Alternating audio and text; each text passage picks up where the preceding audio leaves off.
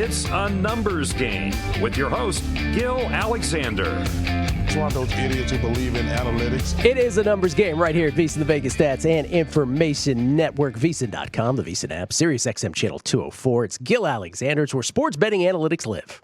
Actionable sports betting information. Producer number 5, Jeff Parlay, is here this morning for some guessing lines, which we'll get to momentarily. Good morning to you, Jeffrey. How you doing, man? Good morning, Gil. You good? Oh, I'm fine. Should we talk about your thumb? No, we don't want to gross the Let's talk listeners. about your thumb. No, just a big looking blister thing that I have to have drained, and I'll be okay. Let's start the show with a public service announcement. I'll be okay. Don't bite your nails, kids. There it is. There you go. Thank you. All right. Yeah. Jeff bites his nails. Yes. He developed an infection under the nail bed of the thumb, and it you're puffed gross. up, and it was disgusting. It was very gross. Boys and girls don't bite your nails. don't bite your nails. That's a simplistic thing. Are we done for the day? Are we out of here? Yeah, it should right, be. it's good. Should be. Whatever we say after this, not as important as that, kids. We do guess lines on a Monday, Week 14 upon us in the National Football League. My goodness, Week 14. The quarter pole, I guess is what we call it if in horse racing parlance. Let's bring in the star of guessing lines each and every week through the years. He is the South Point Hotel Casino sports director. He is off-site, but he is on the phone with us, my mishpucha, Chrissy Andrews. Good morning, Chris. What's going on, pal? You use quarter pole right. Most of these guys were a quarter way through the season. They'll say we're at the quarter pole, which of course is 1,000,000% wrong. A million percent. No, horse racing is when you're a quarter mile to go. Yes. Sorry. And that's where we are, at least after tonight. That's where we will be officially. Yeah. All right, Chris, we always ask the first question to get this out of the way. How'd you guys do behind the desk there? We did really well yesterday. Saturday, not so hot. We made a couple of bucks, but really wasn't very good. Friday was great. Way better than we thought it would be. It was just one of those days we kind of wanted everything. And then Thursday was terrific, too. So it was, talked to Mr. Vaughn last night. He was very happy with the weekend. So in other words, he's usually a happy guy regardless. Yeah, he's got a lot to be happy about. So Thursday and Friday. He is, but I mean, he's just a good-natured guy. He really is. So Thursday and Friday, reverse engineering that. Thursday and Friday, really bad for bettors, basically. I would say so, yeah. Certainly from my point of view, yeah. All right. Saturday and Sunday, not so much either way. Here's what we do for those who are landing on this show for the first time. Every Monday morning, I stay in a cocoon from Sunday night into Monday morning and guess the subsequent week's lines in the NFL. The purpose of this exercise, as was the case with the old Stardust radio show back in the day with Roxy Roxborough, is to try to extract some value, a first look at value in the upcoming week's NFL lines. Sometimes I'm pretty accurate and we don't extract much value like last week. Sometimes I'm wildly off, including the worst guess of all time earlier this year where we were a full 7.5 points off. I ended up being more right than the market in that one. So it's an interesting exercise. And then Chrissy tells us right after the show, because you haven't put up anything yet, but right after the show, based on this sort of repartee or back and forth, you put up the lines right after the show. That's how it works. Yes, correct. Okay. Yeah, and this is a good exercise for both of us, really, to just figure out where we want to go. And sometimes we're not the earliest to get up, but we get up and we take a bet. I can tell you that. That's for sure. Yeah, we'll do it. All right. Well, let's start with Thursday. Let's do this. Thursday night, Dallas at Chicago. And, of course, in doing this, we will review everything that happened in the National Football League yesterday as well, and Thursday, and this being Thanksgiving week, just passed. So Dallas at Chicago, 2 6-6 teams. And the Dallas Cowboys, despite their debacle on Thanksgiving against the Bills, remain atop the National Football Conference Eastern Division in the driver's seat with 4 games left. And then there's the Bears, who are mired in a wild card and really are on the outside looking in on that. Dallas lost for the 6th time in 9 games on Thursday against the Bills. Dak Prescott filled up his stat sheet. So did Zeke. But they were -2 in turnovers. Here's the stat that I gave out on Friday about the Cowboys here on this show, and it's really the only one you need to know. This sort of expresses their season. They're 6-6. The opponents they've beaten are a combined 16-50-1. 16-50-1 straight up. Those are the 6 wins against opponents that are 16-50-1. The 6 losses, the other way around. The 6 losses, let's start that again. The 6 wins were against teams, yes, 6 wins, 16, 50-1. The 6 losses against teams that are 49-19. That is the split among all splits. So they are feasting on terrible teams, and they're getting crushed by the good ones. Chicago Bears, they flirted with disaster against the Lions also on Thursday on Thanksgiving, but they did prevail against the Detroit Lions. Mitch Trubisky came through in the clutch, 29 of 38 for 338, 3 touchdowns and a pick, but he was really good in the clutch. Let's give Trubisky credit for that. All of that said, and this, by the way, good for Jerry Jones not firing Jason Garrett or coming on right after that game and saying, we're not going to make a move here till the end of the season. It's probably true that Jason Garrett probably has to get to the Super Bowl, I would imagine, and not get fired, maybe the NFC Championship. But good for him for not doing it because Dallas still controls their own destiny. They could still write a totally different story to this season. I'll say Dallas -3 at Chicago. Well, you're dead on, but Gil, you're burying the lead. You know who's still in the hunt for that division is the Washington Redskins. Oh, I know. Trust me, I know. 3 back, baby. I guess we'll get to that a little later. Yes. I was saving that for the Redskins. Anyway. Yeah. Yeah. You're dead on 3, and that's what I'm going to open it. I got to tell you, this looks a little high to me. Trubisky probably played his best game of the year. His QBR was 75.2. Which is really good for him. He talked about the Cowboys filled up the stat sheet. What they did, I'll get that in a second. But so did the Bears. Anthony Miller, 9 catches for 140 yards. Robinson had 8 for 86. Roquan Smith had 15 tackles. He was all over the field. Yeah. But again, you look at the Cowboys. Dak, his QBR wasn't very good. It was 43.6, so not great. But he didn't play horribly. He had 300 yards passing. Ezekiel Elliott, 71 yards. Amari Cooper had 8 catches for 85 yards. They really tried to get him the ball, by the way, after him being shut out the week before. Even defensively, Jalen Smith, 14 tackles. Sean Lee, 12 tackles. So they were, again, statistically, they look great. What happened on the winning side? They got beat 26-15, and it really wasn't even that close. They got dominated. So I'm going to open 3.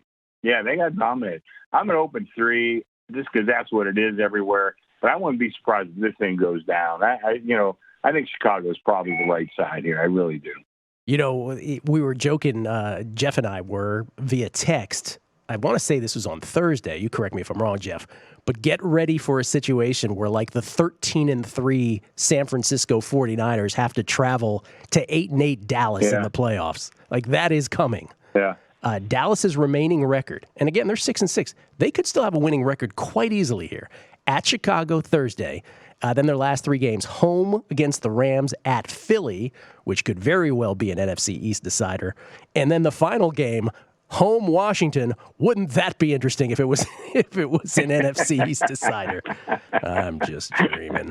That is too funny. Yeah. We'll get to the Redskins a little later. By the way, I'm very proud of that first guess. Dallas -3 is what I came up with there, and I'm thrilled to know that that's what it was on that. We'll see if I can mimic that some other times. Let's go to Sunday. What do we have? Sunday, first game up. Pretty good game. Baltimore at Buffalo. That is a great game. Baltimore, 10-2 after their win against the Niners yesterday. Game that they end up winning on a field goal. Best start in franchise history, by the way, the 10-2 record. Justin Tucker's 38th straight fourth-quarter field goal attempt made. Let me repeat that. Justin Tucker's 38th straight fourth-quarter field goal made. Unbelievable. He's the most reliable, maybe the only reliable kicker in the National Football League. And I talk about it with Lombardi every week, or at least I try to every week. We don't talk about place kickers enough in this league. 8 in a row now for the Ravens. Lamar Jackson, once again, in victory. He was 14 of 23 for 105 through the air. 1 touchdown, no picks, sacked just once. But 16 carries for 101 yards and a touchdown. He had nearly 73% of the Ravens' yards from scrimmage. For the last 7 games of that 8-game streak, 20 total touchdowns, 0 interceptions. And what was a theme yesterday throughout the NFL? Very few total yards for winning teams. Baltimore, 283 total yards yesterday in their victory against the Niners. By the way, the Niners had nothing to be ashamed about. It might even say they could have won that football game, maybe should have won that football game. And then Buffalo's we talked about on Thursday here. They're on extra rest. They beat the Cowboys. For those who forgot, Josh Allen, 19 of 24 for 231, one touchdown through the air, no picks, sacked 4 times. Cole Beasley, in his return to Dallas, was his best target that day, 6 for 110 and a touchdown. I talked about the splits with the Cowboys. The Bills are 9-3. So the Cowboys 6-6. We talked about those stark splits. The Bills at 9-3. The opponents they've beaten, the 9 wins, a combined 27-66. At least with the Bills, you can say that one of those opponents was 7-5 Tennessee. So there is that. They beat one winning team there. But that's the 9 wins, 27-66 opponents. So here's the thing with the Bills, though, now. The Bills are 1 out in the AFC East, and they control their own destiny to get the number 1 seed in the American Football Conference. The Buffalo Bills control their own destiny. Why? Because they've got Baltimore here in this game, and then they'll go to New England Week 16. So there's that. So they control their own destiny. All of that said, I said Baltimore minus 4.5 here on the road in what should be a great football game. You're a shade light. I see anywhere between 5 and 6. 5.5 the predominant number. I kind of like your number. I'm going to open this 5, so I'm at the low end of the spectrum. I got to tell you, I'm very impressed with this Buffalo team. Everybody knocked Josh Allen. He was kind of like the favorite whipping boy coming out of the draft. A lot of people thought he got, way overdrafted. And not that he didn't, but he really fits this team very well. He had 10 carries for 43 yards himself, running the football. So he is a threat. And I'm looking, he did get he got sacked 4 times for 27 yards. The thing about him is, I think he becomes a threat down in the red zone. You could cover everybody and watch the running game. But, this kid is just a big, strong, athletic guy. And, he's fast, he's strong, and he can get the ball in the end zone, or at least you certainly have to be aware of that. And I think this is a tough team. Can they beat Baltimore straight up? Yeah, a 5-point spread. Sure, I think they can. I think it'd be an upset, but I do think they have the ability to do that. At some point, the well's going to run dry for Baltimore. Maybe it won't, but they've been playing such fantastic ball. They really are a good team and probably the best team in the NFL right now. But I think Buffalo has a great chance to beat them this week. I'm going to open at 5, and weather conditions, might help Buffalo here, although I don't see Baltimore being a team that has to play in great weather either. But all that being said, I think Buffalo has a great chance. I'm opening on the lower end here at 5. Good game. Good to have the Baltimore-San Francisco game yesterday in the morning, and this one's a morning game this coming Sunday. Yes, Jeff? So how well it's going for the Bills. The Bills against Chrissy's Steelers next week in Week 15 was flexed to Sunday Night Football, Gill. Well, and here's the thing with that game. That should be a good game, too. Yeah, we talked about Buffalo's a game out of the AFC East. They're too clear of the number 2 wild card position. So Buffalo right now in the number 1 wild card position, 2 games up on the number 2 wild card team, which is currently the Pittsburgh Steelers, but effectively tied with the Titans. If Buffalo doesn't win this game against Baltimore and Pittsburgh and or Tennessee do get a victory, that game has a totally different narrative at that point. Well, it perfectly said. I was going through the playoff machine on ESPN.com to figure out all the scenarios. If Buffalo does lose to Baltimore and Tennessee and Pittsburgh do win, that game next Sunday night huge actually could be a scenario where Buffalo loses to Pittsburgh, and they're actually on the outside looking in going into a game at Foxborough Week 16, which is something that I couldn't really wrap my mind around until I saw the scenario. That's right, because there will be 2 teams, or basically 3 teams fighting for 2 playoff berths at that point. So Buffalo's in one of these interesting situations where it could go wildly well for them, or they could be out completely, which happens quite often this time of year in the National Football League for 1 or 2 teams, it seems, every year. Let's do another one here, Chris, before the break. Okay, your Washington Redskins at the Green Bay Packers. Well, you stole my headline, but I was going to say 3 games out, baby. The 3-9 Washington Redskins. You said it, the Packers, at the 9-3 Packers. Packers beat the Giants. Yeah. Packers beat the Giants. Let's just start there.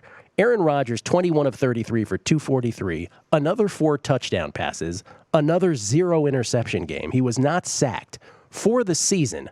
22 touchdown passes and 2 picks. Is that good? Lazard, 3 for 103 and a touchdown. Devontae Adams, 6 of 64, 2 touchdowns. They were 7 of 13 on third downs. They were 1 of 1 on fourth. Again, low total yards totals for winning teams yesterday. 322 for the Packers in victory. They were +3 in turnovers. 8th game this season without a turnover for the Packers. Let me repeat that. 8th game this season without a turnover. That's the most in the NFL. And then there's the Redskins. Now, I'll send this to both of you guys. Was this the most inexplicable outcome of any game this season in the NFL? The Redskins and the Panthers. Bizarro. Redskins beat the Panthers, and they beat them, in the end, the final score was 29-21. They do so as 10.5-point dogs. But the Panthers went up 14-0 in this game, and you figured the route is on. And then from that point forward, and I know this was not a marquee game, so I'm not sure how many people laid eyes on this game, but the Redskins absolutely dominated the Panthers on the line of scrimmage. Like, just absolutely gashed them. Darius Geis, 10 carries, 129 yards, 2 touchdowns. 10 carries, 129 yards, 2 touchdowns. By the way, Redskins fans rejoicing everywhere because Geis blew out his knee preseason last year after getting drafted. So this was the Darius Geis coming out party. Adrian Peterson, not to be outdone, 13 carries, 99 yards and a touchdown. 248 total rushing yards for the Washington Redskins yesterday. By the way, Carolina only had 65. It was the first time the Redskins have had consecutive games, by the way, with 6+ sacks since 1984. Now, none of this really had anything to do with Dwayne Haskins. He was 13 of 25 for 147. No touchdowns, no picks. He was sacked 5 times. But they just absolutely ran through the Panthers. And then even having done that, taking this massive lead after down 14-0, they go up 29-14. Then the Panthers score late to make it 29-21. Get the onside kick. They got the onside kick there, didn't they, Jeff? Am I remembering that correctly? This was the week where everybody got onside kicks from Thanksgiving on. Yeah. Panthers got one. They got all the way to the 1-yard line, could not punch it in. Redskins win. 3 out in the NFC East. Green Bay is going to be a 13-point favorite. All that said and done. Green Bay by 13, Chris. Well, I see 13.5, and there's 114, but pretty heavily juiced on the dog. I like the higher number here. I think I'm going to open 14 and take a bet. It was one of those things, the closer we got to game time, the more I liked Green Bay. I just felt we were kind of buying low on them after they looked so horrible the week before. But I have to say, the closer we got to game time, the more I liked Carolina, too. That was just an inexplicable outcome. Where's my notes here? Yeah, Haskins, QBR 9.7. He had the lowest QBR of any winning quarterback, of any winning, But they, like you said, they had, 200, 248 yards on the ground. Yeah. Yeah, I mean, so they did dominate. Christian McCaffrey, they held him to 44 yards rushing. What happened? I have no idea. I'm kind of like you, Gil. You probably watched it a lot closer than I did, but I had it like on one of my corner TVs. Once it was up 14-0, I really, because like I said, I like Carolina. We're in a couple of different contests. I had them in a couple of them. I did too. I thought we were coasting at that point, but the joint, obviously, we always need the dogs. I mean, especially if we can get one to win outright like that. And I really wasn't paying attention kind of till the end, but man, oh man, that I have no explanation for that at all. But like I said, it's 13.5. I'm going to open 14. I know they're going to take it. But come Sunday morning, I'm probably going to be rooting for those guys that took the 14 because I think Green Bay I think they are a really good team. They had really a bad game the week before, but I think they got back on track yesterday. Rodgers looked terrific, and they're going to smoke this Washington team, I believe. It's just really not that good. Yeah, I would have said 14 were it not for that Redskins performance yesterday. Give it to Bill Callahan and the Skins. they seem to care deeply. They really do. And they didn't have Ryan Kerrigan yesterday for the first time, I think, in maybe his career with a concussion. Long time. He had a big streak going. Big streak. I want to say like 134 games or something like that. And they sacked Kyle Allen 7 times. And like I said, the offensive line just gashed, just absolutely dominated the Panthers. The Panthers, who I guess technically are still in the playoff race, who are, maybe they're not anymore, 5-7. They're still in it mathematically, but good Lord. Should you don't even utter the word playoffs. Cue the Jim Mora tape at that point. Because after that performance, and you said it best, Christian McCaffrey, 44 yards on the ground, 58 through the air. That's a huge win when he only barely breaks 100 yards from scrimmage. Yeah. So the Redskins doing their thing. But 13-point, you said you'll open it at? I'm going to open 14 and take a bet. I think they'll bet me on it because I see mostly 13.5. But, go ahead, we'll take a bet there. All right. We'll get some more lines momentarily. Week 14 in the NFL. We'll talk a little college football later. Jeff and I will. If you're looking for the perfect gift for someone that loves sports, by the way, whether it be pro, college football, or basketball this time of year, whatever it is, look no further than YouGottaKnowGames.com. It's an awesome sports trivia game for your hometown. Awesome sports trivia games, I should say, plural, with 22 different editions of their original You Gotta Know series and 6 versions of their new Against the World trivia lineup. They got you covered in cities from Boston and Pittsburgh to Denver and Seattle and everywhere in between. There's something here for everyone, from the casual fan to the obsessed sports geek. Easy gameplay lets players race to 21 to win, or you can just ask the questions while you're drinking beer with your buddies. Just check out the best gift for sports fans this holiday season at YouGottaKnowGames.com. That's you-gotta-know-games-.com.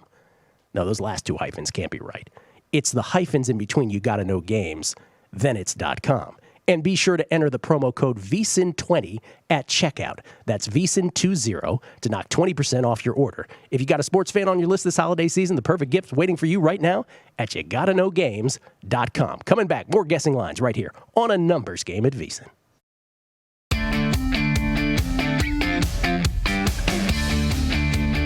Keep it right here for more of A Numbers Game with Gill Alexander.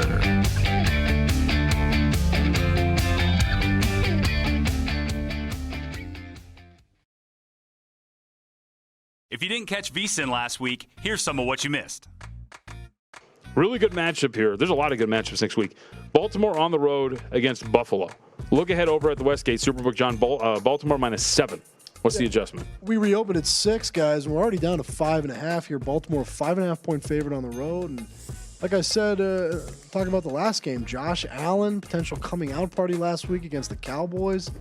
Buffalo, very well-coached team, very solid defensively. I don't know that they're as good as their 9-3 record indicates. I think that's mostly because the AFC East is so bad and their schedule's been so easy. But you got to give a lot of credit to that Bills front office. Really, everybody involved in the Buffalo Bills. They're doing a great job up there. Fascinating game for a situational handicapper because the Ravens have been off a string of big games, right? And now they're going on the road to Buffalo, which you think might be a little bit of a flat spot. But for the Bills, they're off a huge Thanksgiving Day win at Dallas, one of their biggest wins in years, really. And the Bills' run defense has been shredded at times. Can the Bills' run defense stop Lamar Jackson in this Baltimore running attack? Probably not. So I would lean Ravens or pass here, even though it's not the best spot for the Ravens. I don't think it's a great spot for the Bills either. And just the matchup tells you that the Ravens should be able to run the ball all over the Buffalo defense. Yeah, that's play for Baltimore too, John. It looks playing for the home field. It looks like they're going to have the inside track, the home field. Right.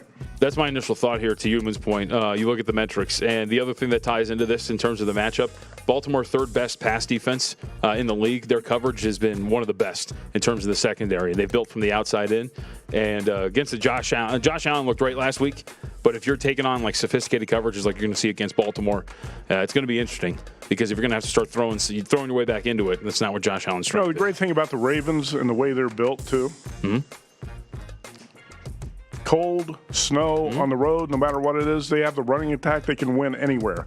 With defense and a running game, you can take your show on the road and beat anybody, and that's why I wouldn't be afraid to back the Ravens in this spot.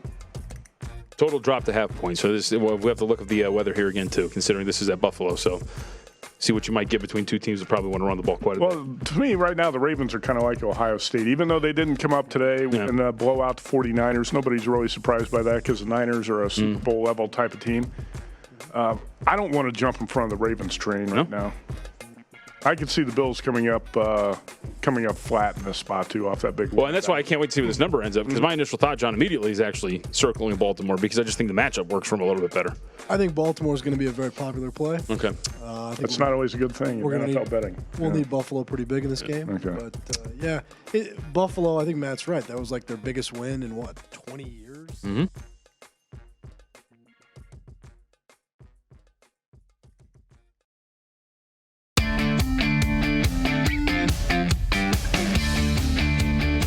Welcome back to A Numbers Game with Gill Alexander.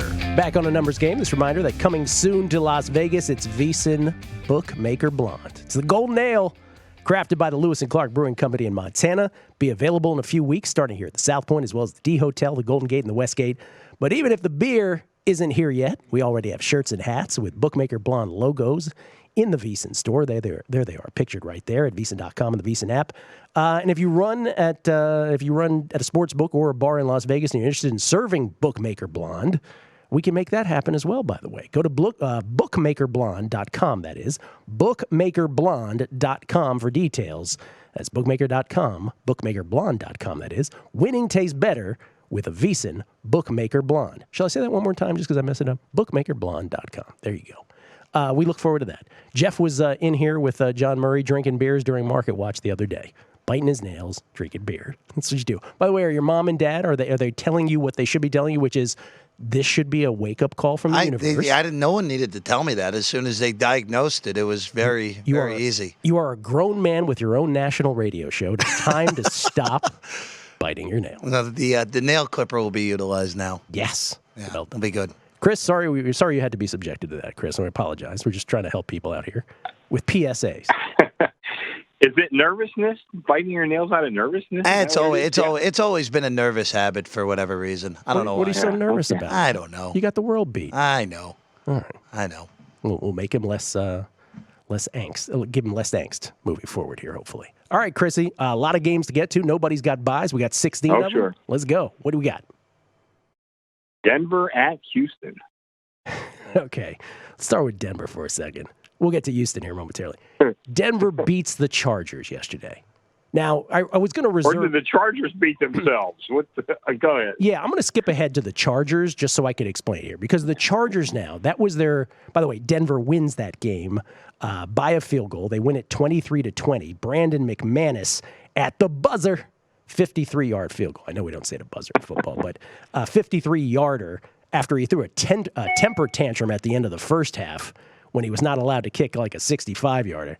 But he kicks a 53-yarder as time expired after Casey Hayward was flagged for a 37-yard pass interference that effectively put the Broncos into that field goal range.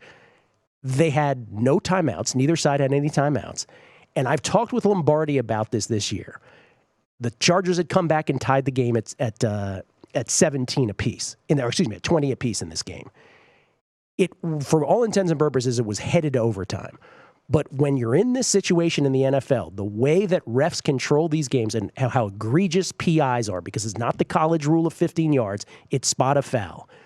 You just send receivers out and you heave it and you hope that you draw a flag. And you know what? We go after Vic Fangio a lot. If that was their thinking, good for Vic Fangio. Good for him. As far as the Charger side is concerned, you have got to tell your DBs, you cannot let this happen. Drew Lock, by the way, in his debut for the Chargers have no excuses, man. You're playing a quarterback who's not only in his first year, it's his first game ever. Drew Lock, 18 of 28 for 134, 2 touchdowns, 1 pick, wasn't sacked. Cortland Sutton, his big target, 4 for 74, 2 touchdowns. The Broncos were 7 of 15 on third downs. And in the theme of the day, winning teams who didn't gain that many yards, the Broncos win this football game with 218 total yards of offense. Broncos win. They're 4-8. We'll get to the Chargers later because there's a lot to get to. Yeah. No, sure. This is at Houston. Houston beats the Patriots last night. Now, cosmetically, I could go through this box score, but there's no point because it looks like New England played a competitive football game and Houston wins it 28-22 and have to stave off an onside kick attempt late to hang on. But in truth, when this game was competitive, or in the competitive time frame of this game, Houston dominated the Patriots last night. By the way, Houston now with a 1-game lead over Tennessee and a 2-game lead over Indianapolis in the AFC South. They play Tennessee, though, still twice, weeks 15 and 17. There's a scheduling quirk for you.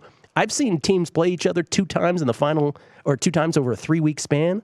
But how many times has it happened weeks 15 and 17? That's the case. So Houston is not, a lock to win the division yet.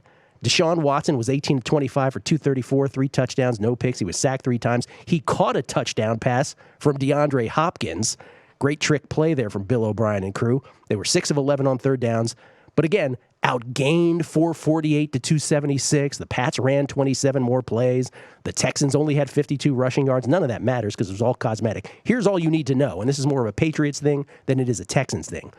But the Texans defense entered this week ranked 26th in DVOA. That's Aaron Schatz's Football Outsiders proprietary stat, defense adjusted value over average. The Texans had given up the 6th highest opposing passer rating in the NFL prior to last night, and yet the Patriots and Tom Brady found itself down 21-3 late in the third quarter. Houston dominated. Denver still got Drew Lock. Houston still Houston. I'll say it's more than a touchdown. I'll say Houston minus 7.5. Oh, you're quite a bit low here. Ooh. I see 9.5 and 10. I like the 9.5 a little bit better. Gil, we didn't mention this last week, and we should have, but I'll mention it now. Be careful of the home dog becoming a road favorite. Now, obviously, this team has to be the favorite, Houston over Denver. But last week, we had 3 situations like that. And like I said, I'm going to take a mea culpa. I should have mentioned it myself. 3 teams went from home dogs to road favorites. One of them covered, and that was the Rams against the Cardinals. The other 2 were the Eagles and the Jets, went from home dogs to road favorites, and obviously neither one of them covered. And really, I'm not a big system guy and trends. I think a lot of that is just data mining. But this is one of those cases where I think it makes sense because the number gets too high. And like I said, I see a lot of 10s around on this game, and I think that's just a little bit too high of a number for a total. I'm looking at a total is 41.5. The point spread just seems a little bit too high. Now, of course, I think we only had 2 games over the weekend where the point spread mattered. Otherwise, just teams won or lost, regardless of the point spread. But this one, I think, is just a little bit too high. Now you're getting up around 10. There's a game where the dog could cover but not win. And I think this has a very good chance of being one of those games. I see 9.5 and 10. I'm going to open 9.5, and they'll probably bet me up to the 10. But again, be careful of that. That's the one trend that I do tend to look at. And like I said, I think the psychology of it is that it just the price gets created too high off of the past week's game. Only game where the spread mattered yesterday, and let's define that for people who are just landing here, meaning that the dog didn't win outright or the favorite didn't win and cover in the process, meaning a favorite won but didn't cover. Only examples of that right. where the spread actually came into play. Baltimore, San Francisco, where Baltimore won by a field goal but was favored by 6. And then I guess on Thursday, depending on where you got. Thursday, yeah. Yeah, depending on where you got that Bears number, right? Yeah. Most guys had it at 5.5 and 6. Yeah. So okay. the dog covered but didn't win. Most guys. Okay, so I'm a couple points short on that, but not through a key number. I do think that if it gets to 10, people are going to buy that back. That would be my hunch on that. So I had 7.5, and you're saying 9.5 is where you're opening? Yes. Okay. Yes. All right, let's do another here. Another good game. San Francisco at New Orleans. Wow. Yeah, this was the one we were expecting. We knew San Francisco had the Baltimore, New Orleans, Quiniela here in these next couple weeks. Doesn't work out for San Francisco yesterday. They're 10-2. New Orleans 10-2 with the extra rest, having beaten the Falcons on Thursday. Jimmy Garoppolo, 15 of 21 yesterday for 165. Just typical Garoppolo. You don't know what you're getting from him. 1 touchdown, no picks, sacked twice. Raheem Mostert, 19 carries for 146 yards and a touchdown for the Niners in defeat yesterday. And the Saints, they have clinched a playoff spot. They've clinched the NFC South already. Now they are playing for seeding. Drew Brees was 18 of 30 for 184 on Thursday, but that was the Taysom Hill game. He blocked a punt, scored a rushing touchdown, caught a touchdown. Saints did have 9 penalties for 121 yards in that game. I thought about this. The only thing that I could think to make this was Saints -3. Well, what else could it be, really? Yeah. I mean, it's got to be 3. Although I see kind of a wide variety of numbers. I see some like 1 3.5 with juice on the dog. I see some 1 3 with juice on the favorite. I see 3 with some juice on the dog, and I see 2.5s. Now the 2.5s are heavily juiced towards the favorite. But I think you got to open this 3. But I got to tell you, I kind of like the Niners in this spot. I thought they looked pretty good yesterday, traveling to a very, very good team. I did too. I'm always a little careful though. Second game in a row, second very, very tough game in a row on the road. Be a little careful, but let's kind of, like James Salinas, he likes to read the stories coming out of the locker rooms on each team all week. I'd be interested in seeing how this plays out. New Orleans, like you said, has clinched that division. They are playing for seeding. San Francisco is really kind of in a dogfight here, especially if Seattle wins tonight, with their slight favorite to do so. I think this game might be a little more important to San Francisco. And, once they hit the field, of course, it doesn't really matter. Guys are competing. But all week, the preparation, that's where it makes a difference. And New Orleans might be coasting a little bit. They have a little extra time. And San Francisco is, at this point, might be a little more desperate than you think for the team that easily could be about, I don't know. I mean, certainly one of the best teams in the NFL. So I would keep my eye on this one. I kind of favor San Francisco a little bit. I think they have a great chance to go in there and win this game. Yeah, but 3 is definitely what I think the line should be, and that's what it is. Gotta be. What else could it be? Yeah, and I'm with you on San Francisco yesterday. I think they looked real, real good in defeat. Probably, could have, maybe even should have won that football game yesterday. We'll come back. We'll continue some line guessing.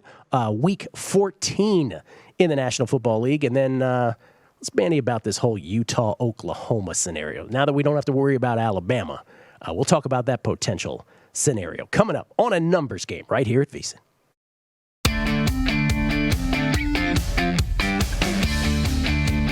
Keep it right here for more of A Numbers Game with Gill Alexander.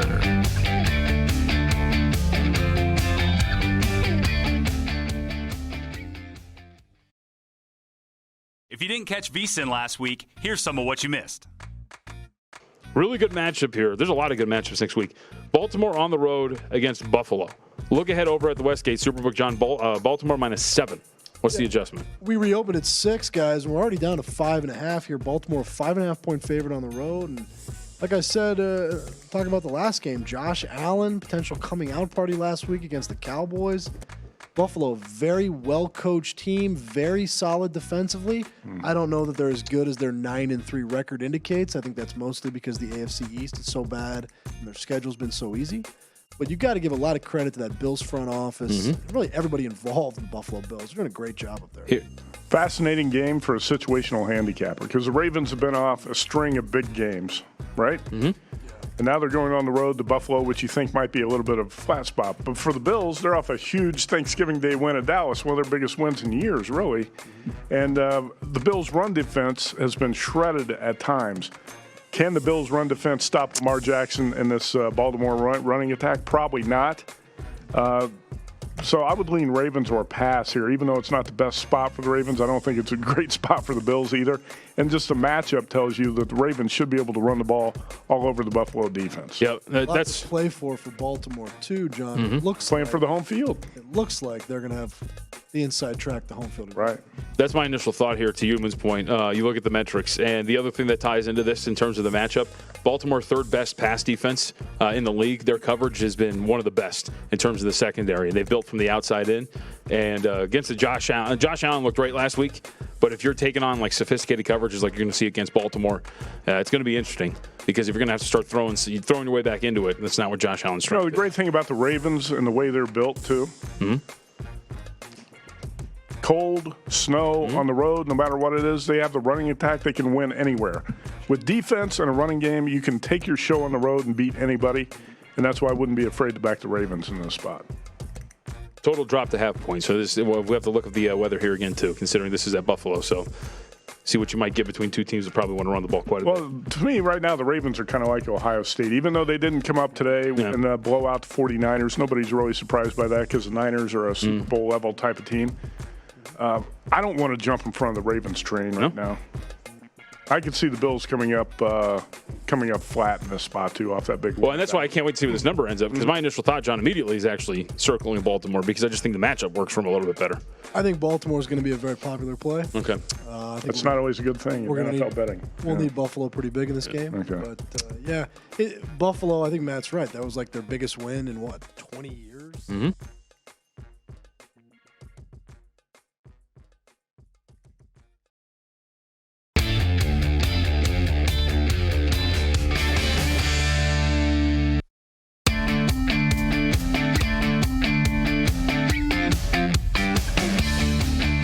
It's a numbers game with your host, Gill Alexander. It is a numbers game, and it's brought to you by the BetMGM app. Jeff, what is the promo of the week here, of the day, I should say? It's a good one here for Monday Night Football. New customers can take advantage of this from BetMGM. Sign up with the code VSIN100 and place a $1 moneyline bet on the Seahawks. And you win $100 if Russell Wilson completes a pass, Gil. So sign up with the code VSIN100. $1 moneyline bet on the Seahawks. Russell Wilson, one of the front runners for the MVP, completes a pass. You win $100. That's for new customers at BetMGM. The sign-up code again, one more time, VSIN100. I'm going to say that happens, Jeff. I'm going to say you're in pretty good shape if you have that. I'm going to say that happens. Chris Andrews is here. Let's get some more lines. Chrissy, what do you got next? We got, we're going from penthouse to the outhouse. We got Cincinnati at Cleveland. Here they come. Cincinnati off the schneid. As I said last week, a 2-game cushion between them and the next worst team, so they can actually put Andy Dalton back in here and don't have to worry about losing the number 1 pick. Andy Dalton comes in, and the Bengals beat Jeff Parles' New York Jets. 22-6. They do so as 2.5-point dogs. What do you have to say for yourself, Jeff? Nothing. Okay. I have nothing to say. It was a pretty good no-show. That's all I'll say. Pretty good. Solid no-show. And one other thing. Yeah. Andy Dalton, much better at football than Ryan Finley. Dalton, 22 of 37 for 243, 1 touchdown, no picks. He was sacked once. Again, the overriding theme, teams that win football games with less than 300 yards or very little in terms of total yards, 277 total yards of offense for the Bengals yesterday. They outgained the Jets, 277 to 271. They only had 44 yards rushing, did the Bengals. And then there's Cleveland, whose head coach, Freddie Kitchens, what was that T-shirt he wore? What did it say? Pittsburgh started this? Yeah, very smart of Kitchens to wear that publicly. Oh, yeah. Yep. As usual. Oh, my goodness. Belichick, Gibbs, the greats, Parcells, Walsh, and then there's Kitchens wearing that T-shirt. Cleveland loses to Pittsburgh yesterday. We'll get to Pittsburgh because give it up for Mike Tomlin.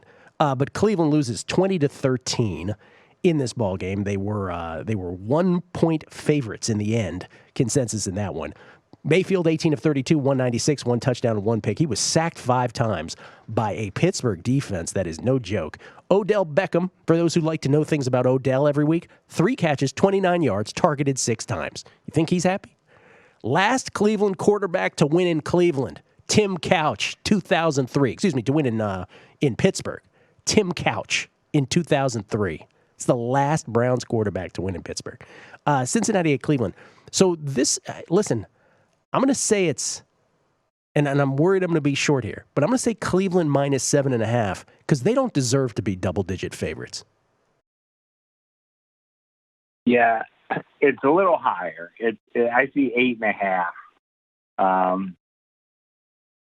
I think 8.5's okay. Listen, Cincinnati, they didn't even play that great yesterday. It was really just one of those where I think the Jets lost more than Cincinnati won. Although Cleveland really, this team is just, missing.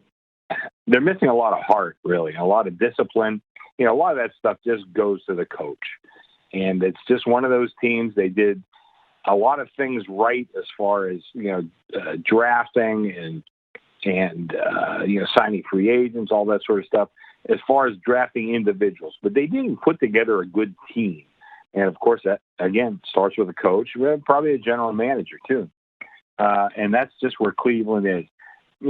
I guess 8.5's okay. I really don't know what to think about this game. It's a very tough number to make for me.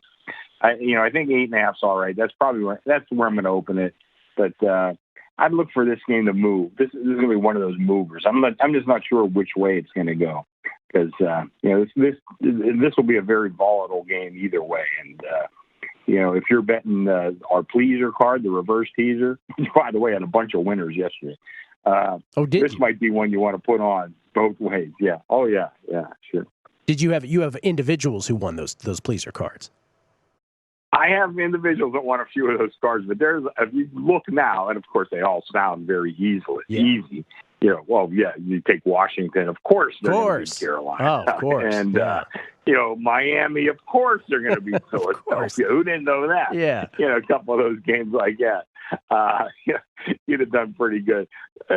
Fortunately, not too many. You had to string them together, right? Not too many people did. But, you could have won some money, though, on that card. But this would be one that you might have a good chance of playing this one because this game could go either way very, very easily. Yeah. Sorry, Bengals fans. Sorry, Browns fans. We're not going to linger on this game. I just want to say one last thing. No. How many millions of years in the same situation would it take before Bill Belichick wore a T-shirt that said, Pittsburgh started this, days before the game?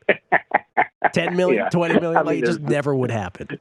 Oh, man. All right, let's see how long has life been on Earth? Only 550 million years. That's right. Time is yet to come. Okay, this one isn't much better. Carolina at Atlanta. Well, it's not much better now, right? After seeing Carolina yesterday, I already went through Kyle Allen's stats. He was sacked 7 times. McCaffrey, 102 yards from scrimmage total for him, which is just a terrible game for him. And Atlanta with the extra rest now, they lost to New Orleans. Matt Ryan, 312 yards in defeat. He was sacked 9 times by the Saints in that game, 2 weeks after they had crushed New Orleans inexplicably. But again, they had the advantage in first downs, held New Orleans to 2 of 10 on third downs, but they were -3 in turnovers, and that's all that matters. And Younghoe Koo missed a 42-yarder. He missed a point after. So they've got, despite the fact that they recovered 2 onside kicks officially and really 3, they were kind of hosed on a third before that. So they had that going for them. But look, after Carolina yesterday, I'll say Atlanta. I won't give them the full field goal, but I'll say Atlanta -2.5, I guess. Yeah, it's anywhere between 1.5 and 2.5. I think 2's okay to start and see where they want to take me from there. If I get steamed one way or the other, I could easily go to 3. I could easily go to 1 with this game. Real tough game to figure. I'm just not sure what Carolina's mindset is going to be after, we talked about them earlier. They had a 14-0 lead against a, vastly inferior team and blew the game. And, Atlanta, I know they cut it to, what they lose by 8. They cut it to 8, but they didn't look very good. New Orleans, I think as we got closer to game time, I liked New Orleans all week. We wound up needing Atlanta pretty good in the game. I just couldn't keep them off New Orleans. But Atlanta kind of made it close at the end, but I think that's a little deceptive. So I think 2's okay. We'll start there and see where they want to go with this game. But I think a lot of it has to do with the mindset of either or both of these teams. Just kind of, again, the James Salinas, we mentioned him a couple times.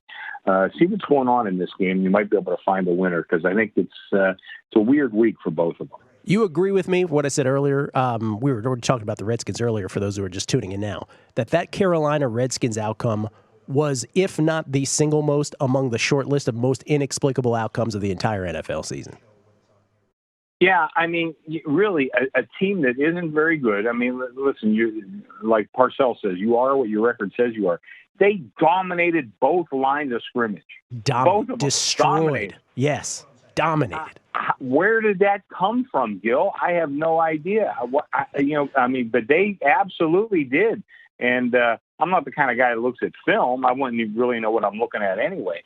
But just look at the numbers. I mean, they totally dominated at the line of scrimmage. And so we talk about quarterbacks an awful lot, and we think a little bit about running backs and receivers. But football begins at the line of scrimmage, offensively and defensively.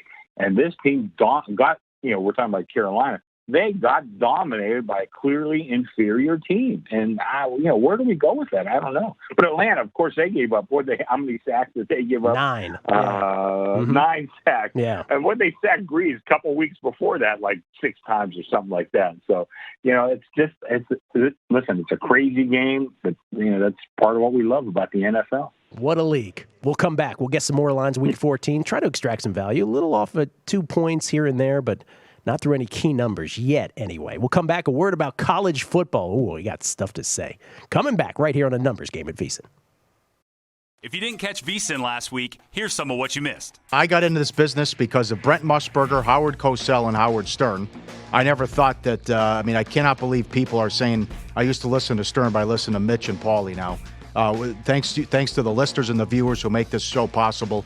I can't believe the success we've had. We're going to continue to grow. Big announcements coming up. I also never thought Brent would be talking about shaving his sack either in ads, but in any event. Thanks to the viewers. That one gets me every time, I got to be honest. I know. I can't believe it. Going back NFL Today, it's like, down the road, you never know. But the viewers and the listeners, thank you very much. And this wouldn't be a successful show without you. And I can't believe the people who come to town and stay on the strip and get up at 4 a.m. and come down to drive down and say hello and take a picture. Yep. I can't believe it. Couldn't say it any better myself. That's the part that blows me away. Every single week where we get people from the East Coast staying somewhere, got to come down here at 5 o'clock in the morning. We're on so ridiculously early out here. And every time I'm like, wow, that's really, really cool. And it never ceases to amaze me. So we appreciate all that. Well, yes, we are very thankful. All of us, the 3 of us here, just 3 guys from the Midwest whose lives have really worked out to this point, and we're very, very fortunate to be doing something that we love and something that we can share with you. I want to thank the Brian Musburger, Bill Adey, Brian Rogers, the executive team here, but a great team of producers, assistant producers, and techs also here at VSiN. I work on many different shows, and it's a professional organization. But to the Follow the Money crew, to John Brown and Justin DeMichael, Brendan Mendez, Carlos Alice, Matt Santos, thanks for all the work you do behind the scenes. It goes unmentioned a lot, and it shouldn't. We couldn't do the show without you. And to their point, these fans, that's who we do it for. I mean, it's the golf pro in South Carolina. It's the special victims detective from Massachusetts. It's the retired firefighter from New York City who comes out here. They come out here, and they're not staying at the D or the South Point, but they make their way. They make this part of their trip to tell us that at some part of their day that it's fun, they've learned something, and they're entertained, and that's what makes this all worth doing. So whether you're with your friends or you're with your family, from us here at VSiN to all of you, have a very special, very blessed Thanksgiving. All right. Good job, Mike. Good job. You really love these holidays. You bring it home, Mike. You really do. Yeah. Just like the 4th. Electronic devices, right? But they're wondering if this was confined to 17. Welcome back to A Numbers Game with Gill Alexander. College football. We'll talk about it extensively tomorrow with Pete Futak. And, of course, any lingering potential controversies with the rankings, the 5th of 6 rankings coming out tomorrow. A couple of things about the games on Saturday. Ohio State beats Michigan 56-27 as 8.5-point favorites. Look, it was a blowout in the end, and I won a lot, too, on Ohio State that day. But if I'm being honest, that first half, Jeff, Michigan, the Shea Patterson fumble, an offsides by Michigan to extend an Ohio State drive, a drop pass in the end zone. Was it in the end zone? There was a drop pass. I can't remember where it was now, but it was huge. Not to mention a missed PAT, and then there was that Dobbins fumble that bounced right back to him. There was that stuff, too. That first half, Michigan should have been right in that football game. That was just, if you were Jim Harbaugh at halftime, that was messed up. Now, we don't know what would have happened after that. but I don't think like it was quite the Ohio State blowout there for a full game that people were making it out to be. Because I think Michigan really shot themselves in the foot in the first half. And then Alabama-Auburn, 38 points in the final 5:36 of the first half. The pick six for Auburn, the Waddle kickoff return, Auburn's fumble that led to a touchdown, the sick Auburn drive with those 3 ridiculous plays, Waddle to the house again, controversial field goal at the end of the first half. It's just amazing. But good for Auburn, and I'm sort of glad we don't have Alabama now. If, Jeff, this goes to you, if Georgia loses to LSU in the SEC championship, and there's a lot of conspiracy theorists out there who believe that it is in the SEC's best interest. That's not a conspiracy. It is in the SEC's best interest to have Georgia win that football game. But if you're not a conspiracy theorist and you say that this is all above board and everybody's going to try, if LSU beats Georgia, Utah beats Oregon in the Pac-12 championship, and then, I don't know, for giggles, let's say Oklahoma beats Baylor in the Big 12 championship. Who is team number 4 in your opinion? Should it be Utah or Oklahoma? Well, you're asking 2 different things here. Who should it be or who will it be? Okay, you answer both of those. Okay, who will it be? If Georgia loses, Utah wins, doesn't matter who wins the Big 12 championship game, Utah gets in, regardless of who wins the Big 12 championship. Who should it be? Who should it be? If Baylor beats Oklahoma or Oklahoma beats Baylor, it should be the Big 12 champion. They are, look, if we're going off of quality of teams beaten, and this is the same reason that Alabama, people wanted Alabama out, who is Utah beaten? Now, Utah's been very impressive in beating the bejesus out of bad teams in the Pac-12. No arguing that. But Oklahoma's wins are better. Baylor's wins are better as well. So if we're going Oklahoma off of that, beat Texas on a neutral. They won at Oklahoma State. They won at Baylor. If they win this, they'll have beaten Baylor twice. I am just amazed at the outrage of some folks who think Utah should absolutely be in there over Oklahoma. I don't get that. The one thing, though, is it does not matter who gets that 4 seed. They will get crushed by Ohio State in the semifinal. Utah will get curb stomped. Oklahoma give up 70 points to Ohio State. It's fascinating to me how people are so outraged by this, if that in fact goes the other way and it goes to the Big 12 championship. It'll be fun to talk about tomorrow with Futek. We'll come back. We'll get some more lines. Week 14 in the National Football League, right here at VSiN.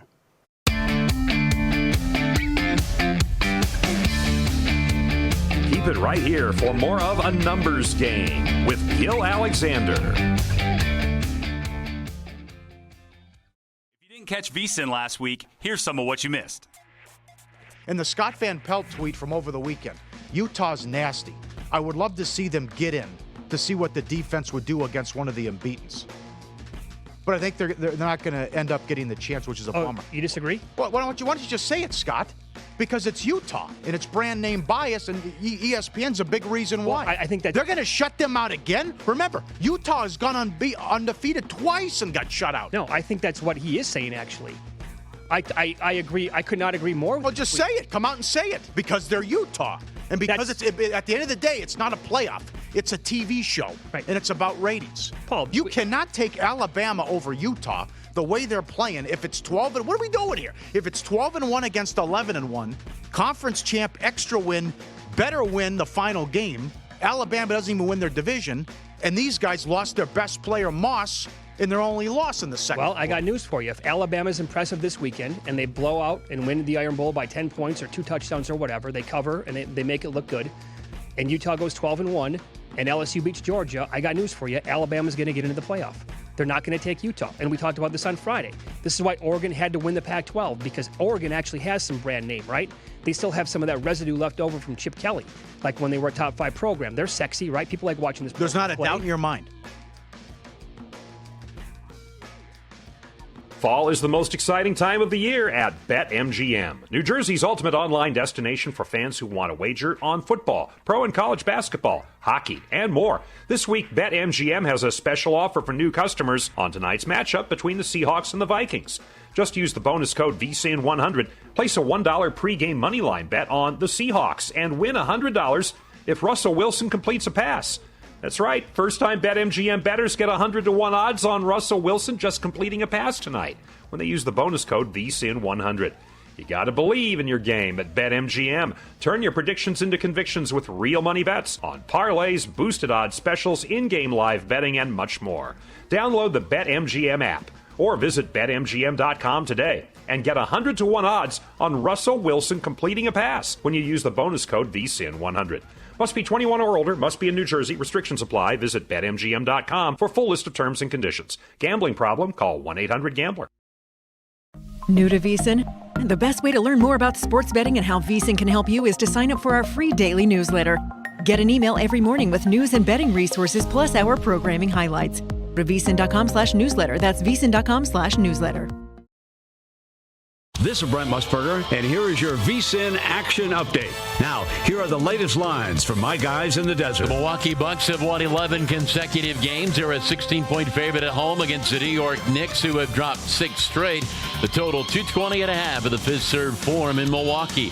The 76ers have won 3 straight and 7 of 8. They're laying 5.5 at home against the Jazz.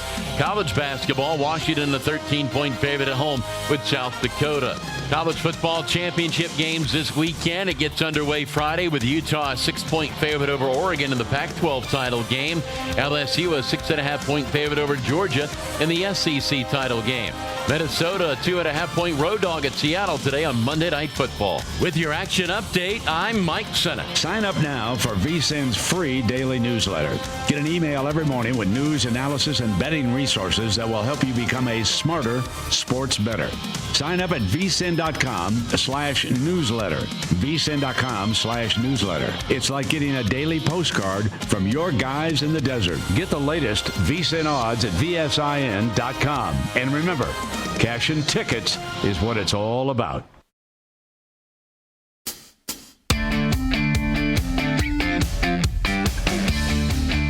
It's a numbers game with your host, Gill Alexander.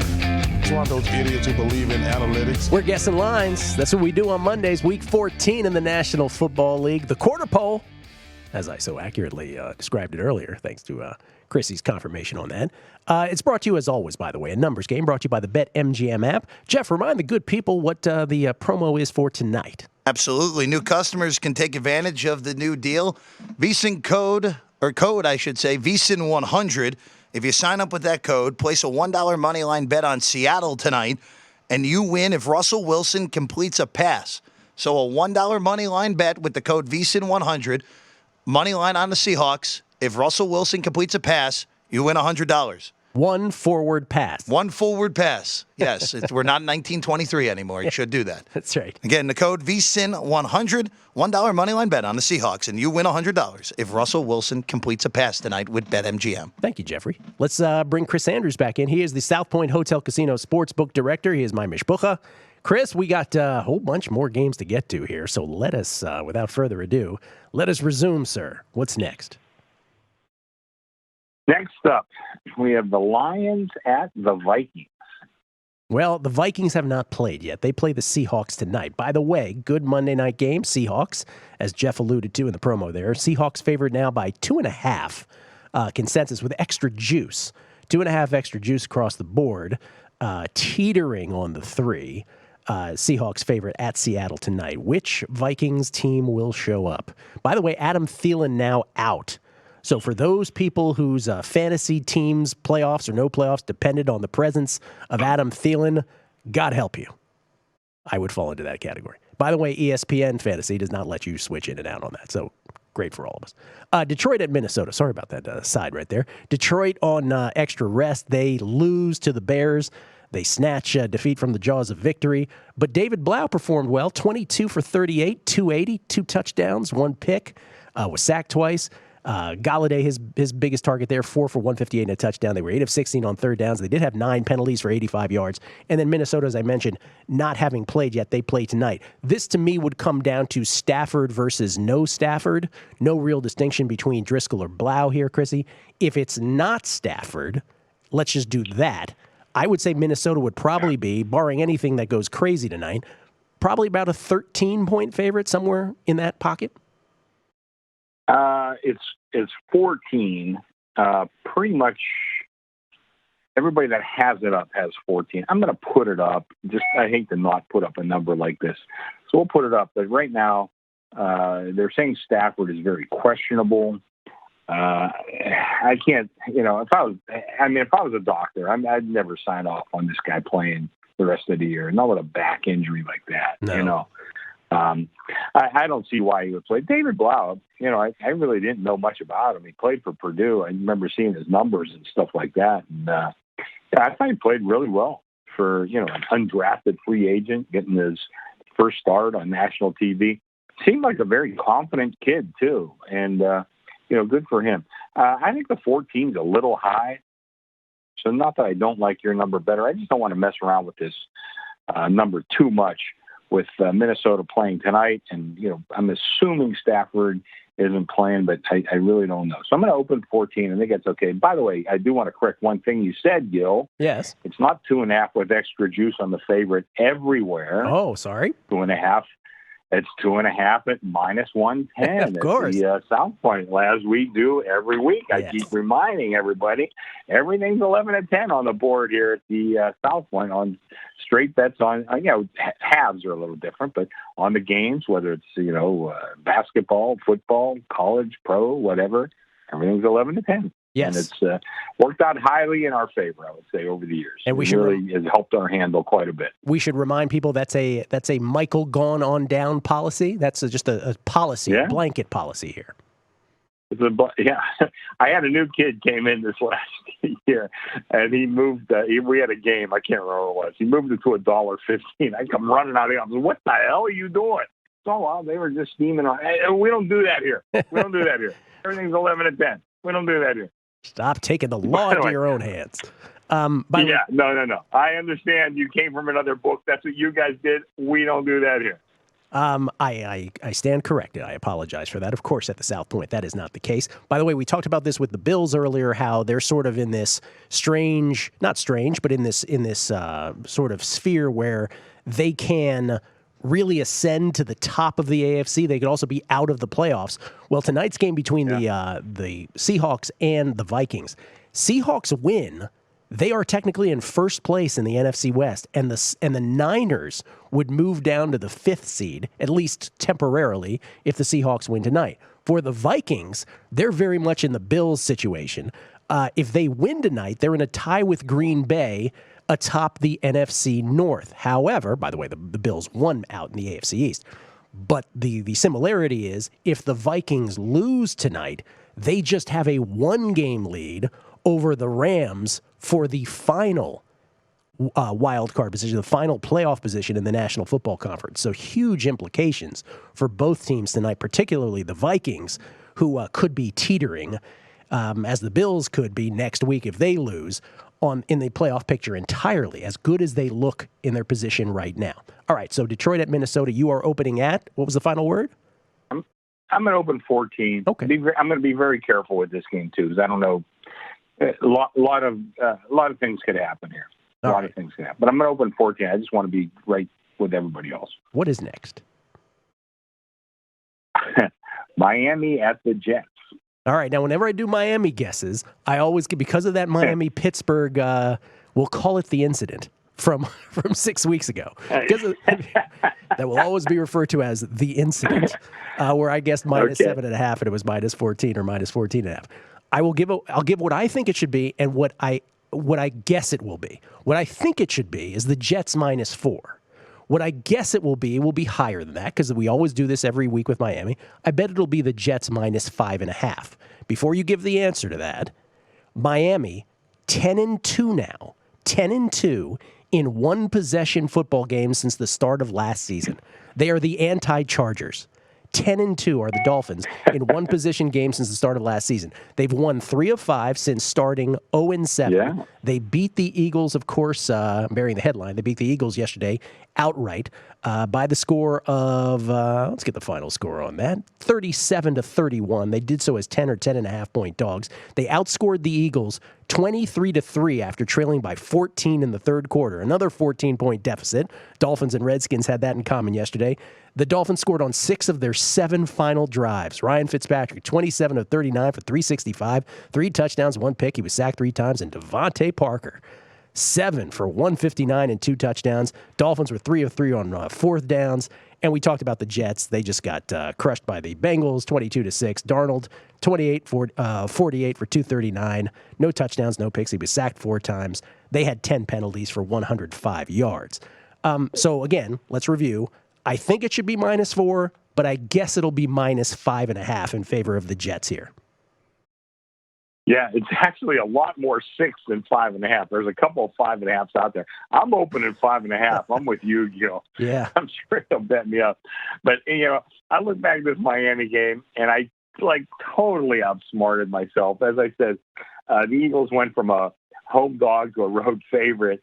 And as we got closer to game time, I'm reading all these guys back for the Eagles. Al Gallore's back, Alshon Jeffrey's back. What's the tackle's name? Johnson, is that the kid, the tackle? He's back. Finally, we're going to get to see the real Eagles. And, actually Carson Wentz played a pretty good game, but nonetheless, I put the Eagles in a bunch of my contests that I'm in, and, there's no doubt they were the wrong side. It was unquestionable. It wasn't like that Redskin game where, the Redskins looked bad, and then all of a sudden came alive. Miami was the right side from the beginning. And the Jets, the whole world knew Cincinnati was going to win that game yesterday. I don't know what it was. I guess Dalton coming back, and they didn't want to be 0-16. This was their chance to get a win. But the whole world knew Cincinnati was going to win, and the Jets just looked awful. 6 is too high. I'm with you, my friend. Yeah. 6 is way too high. I'm going to mark that on my sheet. That's one of the sides I like. I'm going to open 5.5. They'll bet me up, and God love them. They can have it. They can bet me on that. Yeah. How many times have we been on this show this year? And I was at Miami pick. That's the first pick of so many of these guessing lines this year. I just think they are criminally underrated. And again, they've won 3 out of the last 5 outright. Yes, Jeff. Forget the points. Miami's winning the game outright, Gil. There it is. Yeah. Jets fan, Jeff Parles. It's like he's my child. It's like he's my child. He's taking my Redskins defeatism, and he's through osmosis taking it for the Jets. So it is -6. Give me the Dolphins. Give me the Dolphins. Again, Miami 10 of 2, 10-2 rather, in one possession game since the start of last season.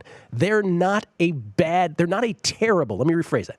They are not a terrible football team when Ryan Fitzpatrick is playing quarterback. This notion that they suck when he's their quarterback is just wrong. They're not good, but they're okay. So give me the Dolphins there. All right, let's do one more. I'll tell you what, too. Let's give credit where it's due. That Flores has done a really good job as their head coach. He's kept this team together when it could have really gone south. It looked like it was going to. He's kept this team together pretty good. I give him credit, too. And Fitzpatrick, he is what he is. He's had a very interesting career. But, he's put up some numbers, no doubt. He was the right move for this team, no doubt about it. No, you make a good point there before we move on to the next game. As much as we talk about the Freddie Kitchens of the world and the Jason Garretts and, the Ron Rivera's, he deserved some criticism yesterday, and all these guys, and believe me, we'll talk about him with Lombardi tomorrow, all these coaches, Shermer, who might be, and there's a lot of one-and-dones here. Give Flores credit in Miami. Give Callahan credit in Washington. And give Mike Tomlin credit, which we'll get to momentarily with Pittsburgh. Let's do another here. We got the Colts at Tampa Bay. Colts at Tampa Bay. Boy, the Colts are 6-6 again. Fourth time in 5 seasons they've been 6-6. This time they kind of staggering into 6-6. Jacoby Brissett yesterday in the Colts 31-17 home loss to the Titans. He was 25 of 40 for 319, 1 touchdown, 2 picks, sacked 3 times. Zach Pascal was his main target, 7 of 109. But Adam Vinatieri, look, this is the thing. I get it. Frank Reich has been so loyal to Adam Vinatieri, but I think Siciliano said this on Red Zone yesterday, Andrew Siciliano, and he's right. When you look back at this Colts season, the headline is Adam Vinatieri probably cost him this season. He really did. Yesterday, 2 field goals blocked, 53 and 46 yards. He missed another one, which was 55. Obviously, the one block was returned to the house and really sort of They didn't clinch the game, but it really sort of put the nail, or was about to put the nail in the coffin for the Colts at that point against the Titans yesterday. Tampa Bay, they yesterday, they win. They beat Jacksonville 28-11. Tampa Bay has worked themselves to a 5-7 record, which is, okay, great. Jameis Winston doing Jameis Winston things, 21 of 33 for 268. No touchdowns, no picks yesterday for him. He was sacked 4 times. The Bucs were 7 of 17 on third down, 315 total yards in victory. But the key stat, turnovers. They were +3 in turnovers against Jacksonville, and that's all you need. They win that game. Listen, this wouldn't have been the line even 2 weeks ago. But now, God, I was debating between Bucs -2.5 or Bucs -3 here, which is hard to believe that you would make this line at this point, but that's where it is. I'll say Bucs by 3. It's a pretty solid 3. I do see some juice on the favorite in some spots. I think the public will be on Tampa Bay in this game. Just a hunch. I don't know about the wise guys, but I have a hunch. Public will be on Tampa Bay. But, Gil, one thing we've said often on this show, the NFL, the key to winning long-term, you buy low, you sell high. Mm-hmm. And right now, I think this would be a perfect example of that game. You're buying low on the Colts and selling high on Tampa Bay. I kind of like the Colts in this spot, but I think you're right about Vinatieri. I think they probably won't make the playoffs, and you hate depending on one guy, especially a guy. What's he got? 4 Super Bowl rings. Yeah, what a career. Yeah, I mean, he really has. But he probably cost him a playoff spot in this season. Not that they're a great team, but they have a pretty good lineup. I mean, I think we can go off on this Andrew Luck thing. I think if Andrew Luck was on this team and with the right kicker, they'd be one of the top teams in the AFC. But right now, I think right now Indianapolis, I think there's a good chance that they win this game outright. I'm going to mark myself next to the Colts here. I'm going to open 3. I think that's a number you kind of got to open at this point. But I definitely like the Colts. Listen, the Colts buying low on them, selling high on Tampa Bay. And the season, I shouldn't. We say when we write the postscript on this season. Listen, there are only 2 out in the AFC South. 2 back behind the Titans, 1 back behind the 2 back behind the Texans, 1 behind the Titans. Only 1 game out of playoff position. So, I mean, look, there's still time here for the Colts, but they're going to have to do better than they did yesterday. And they really have got to figure out what to do with Adam Vinatieri. I don't know if there's any move pending, but this is really an albatross for them. Let's do one more here before the break. Chargers at Jacksonville. All right, we finally get to talk about the Chargers. Now, Parlay, Jeff Parles was outraged more than anybody I know yesterday. You thought, by the way, Chargers again lose to the Broncos and the NFL veteran that is Drew Lock, who has 1 game under his belt now. They lose by a field goal. It's the 4th loss this season for the Chargers by 3 points or fewer. The 4th loss by 3 points or fewer. That's the most in the NFL. All of their 8 losses, they're 4-8, are by 7 points or fewer. It's the same movie every damn week. Phillip Rivers, 20 of 29 for 275, 2 touchdowns, a pick. He was sacked 3 times. Mike Williams, 5 for 117. But, what's the only downfield pass that Phillip Rivers ever completes now is a heave and a prayer that Mike Williams somehow comes down with. There is nothing structured downfield. But you, Jeff, you were like Fangio and Lynn both played this wrong down the stretch? They're the 2 of them. Well, let's put it this way. Not a Mensa meeting when these 2 teams meet between the 2 of them. No, did not break out. But Anthony Lynn did everything wrong on the Chargers' last drive. Well, he did one thing right, at least. Well, he milked the clock to kick the field goal. Once he decided to kick the field goal incorrectly, he milked the clock correctly. That is correct. But the whole sequence, 4th and 1, way deep. All right, you absolutely have to go for it. That's correct. False start. Then or was that the delay of game on 4th? Oh, no, the delay of game was later. It became 4th and 11, Yeah, though. then it was 4th and 6. All right, you had all 3 timeouts. I thought maybe, all right, you punt. Then 4th and 11. There's no way you can possibly go for it. You're handing Denver 3 points. Denver's going to run the ball into the offensive lineman's behind 3 straight times. You're going to get it back with 2 minutes down 3. You know what? I didn't have a problem with it was completely wrong, even though it worked. And then the one at the end, it was 4th and a foot. And this comes back to what we've talked about plenty on the show. Phillip Rivers doesn't sneak. He doesn't sneak. If you had a quarterback that sneaks, you sneak, you get the first down, and you go for the touchdown and try to win the game. It's funny, more than anything, this show in recent times has been known more for the Phillip Rivers thing than anything. Every time it happens, I get a flood of tweets of people, look, you're right, he doesn't sneak. Didn't sneak. It's a competitive disadvantage. The reason that the Chargers shouldn't have gone for it on 4th and 1 is unlike the decision-making for any other team because they don't have the sneak option. It's like it's in his contract. It's amazing. And also, I know it ended up working in the end for Denver, but throwing the ball in that spot was completely and utterly reckless with a rookie quarterback. Well, okay, but no, let's see. I'll counter that. It was reckless. It worked, but... Was it reckless, or is it the exact right thing in this modern day of the NFL where refs will throw a flag for seemingly anything? Let's just walk through. Maybe Vic Fangio is smarter than you think. Maybe that coaching staff got together and said, look, there's 19 seconds left, or however many there was. Nobody's got time. Just heave it. And I can't remember who the receiver was. It was Sutton, wasn't it? Was it Sutton also? Sutton had a great game, 2 touchdowns already. Yeah. Sutton, find the D-back and just run into him. Now, in this case, he didn't have to change direction. He just made a beeline towards the ball. And, Casey Hayward just absolutely lost the ball and crashed right into him. And, live, when we were watching it live, I was like, oh, you can't throw the flag. And then when they showed the replay from the back judge's viewpoint, you had to throw that flag. You had to. So I don't know. Maybe Vic Fangio and that Broncos staff deserves a lot of credit. If they do, Anthony Lynn and that staff should be equally admonished for not saying to their backs, whatever you do, make sure you're looking back at that ball at all times so they don't throw the flag. Anyway, who are they playing? Jacksonville? I forgot about Jacksonville. The Chargers are playing Jacksonville. Jacksonville, what did they do? Oh, yeah, they lost to Tampa Bay. We just talked about that, 28-11. Nick Foles was 7 of 14 for 93. But then Gardner Minshew came back, and I've got to tell you, it's a different football team. He was 16 of 27 for 147, 1 touchdown, 1 pick, sacked 2 times. The Jaguars, you wonder why I mentioned penalties?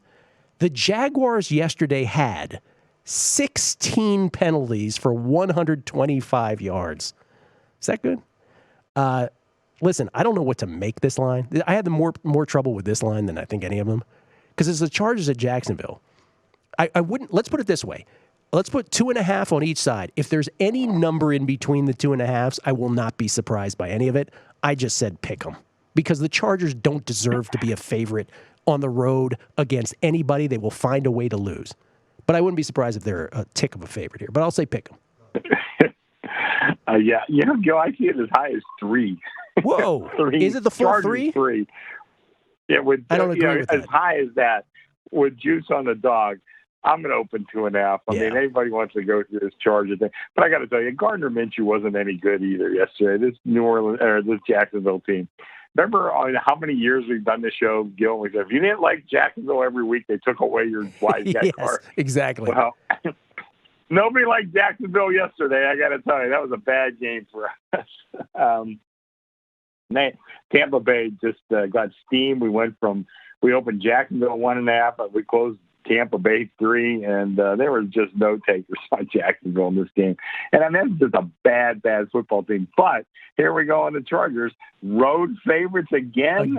I mean, come on, man. I did a podcast or radio spot with Aaron Oster, who's with NBC Sports Radio, the Daily Line, and his show. And he tweeted me back yesterday because I was on a show, and I forget what week it was. We were talking about an upcoming Charger game. I said, well, it's the Chargers, but they tend to do Chargery things, good and bad. And yesterday, he tweeted me right away. He said, yeah, there they go, doing Chargery things again. And, they blew that game. And, I'm with Jeff as far as, definitely not a Mensa meeting between these two coaches. But I think Fangio did the right thing. I did too. I got to agree with you there. That was, what was the downside? I mean, I guess they could intercept the ball and run it all the way back. But, I mean, the kid has a strong arm. They threw it, 50 yards down the field. Be a hell of a return if they were going to get it back in position to score.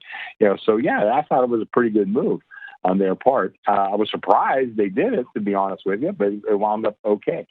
But, Chargers, I'm going to open 2.5. I guess they'll probably land to me, but I don't know. We always talk about the game. There's a couple of games I wouldn't want to have any part of. This would certainly be one of them. There's a few. This is a 1 o'clock window, by the way. Oh, this is an afternoon game. Okay, first afternoon game. This is an afternoon game. Okay, yeah. Boy. Well, for more of the country to watch. Let me just repeat that. Chargers, 4th loss this season by 3 points or fewer, the most in the NFL. All 8 losses this season by 7 points or fewer. I'm sure Anthony Lynn is a nice guy, but at some point, you have got to point to coaching for all of that. You can't figure out your way to win any of these football games. Goes around. Blame goes around. Phillip Rivers on the downside, to say the least. Coming back, we'll guess some more. We'll do the rest of the afternoon games and the primetime games. Guessing lines on a numbers game right here at VSiN.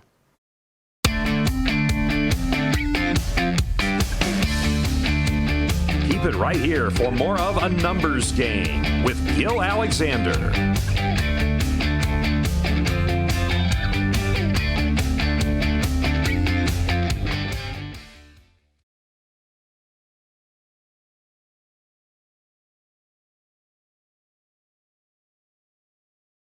Baltimore on the road against Buffalo. Look ahead over at the Westgate Superbook, John. Baltimore -7. What's the adjustment? We reopened at 6, guys, and we're already down to 5.5 here. Baltimore, 5.5-point favorite on the road. And like I said, talking about the last game, Josh Allen, potential coming out party last week against the Cowboys. Buffalo, very well-coached team, very solid defensively. I don't know that they're as good as their 9-3 record indicates. I think that's mostly because the AFC East is so bad and their schedule's been so easy. But you got to give a lot of credit to that Bills front office. Really, everybody involved in the Buffalo Bills. They're doing a great job up there. Fascinating game for a situational handicapper because the Ravens have been off a string of big games, right? And now they're going on the road to Buffalo, which you think might be a little bit of a flat spot. But for the Bills, they're off a huge Thanksgiving Day win at Dallas, one of their biggest wins in years, really. And the Bills' run defense has been shredded at times. Can the Bills' run defense stop Lamar Jackson in this Baltimore running attack? Probably not. So I would lean Ravens or pass here, even though it's not the best spot for the Ravens. I don't think it's a great spot for the Bills either. And just the matchup tells you that the Ravens should be able to run the ball all over the Buffalo defense. Yeah, that's to play for Baltimore too, John. It looks playing for the home field. It looks like they're going to have the inside track, the home field. Right. That's my initial thought here, to Human's point. You look at the metrics, and the other thing that ties into this in terms of the matchup, Baltimore, 3rd best pass defense in the league. Their coverage has been one of the best in terms of the secondary. They've built from the outside in. And against the Josh Allen looked great last week. But if you're taking on like sophisticated coverages like you're going to see against Baltimore, it's going to be interesting because if you're going to have to start throwing your way back into it, that's not what Josh Allen's trying to do. The great thing about the Ravens and the way they're built too. Cold, snow on the road, no matter what it is, they have the running attack. They can win anywhere. With defense and a running game, you can take your show on the road and beat anybody. And that's why I wouldn't be afraid to back the Ravens in this spot.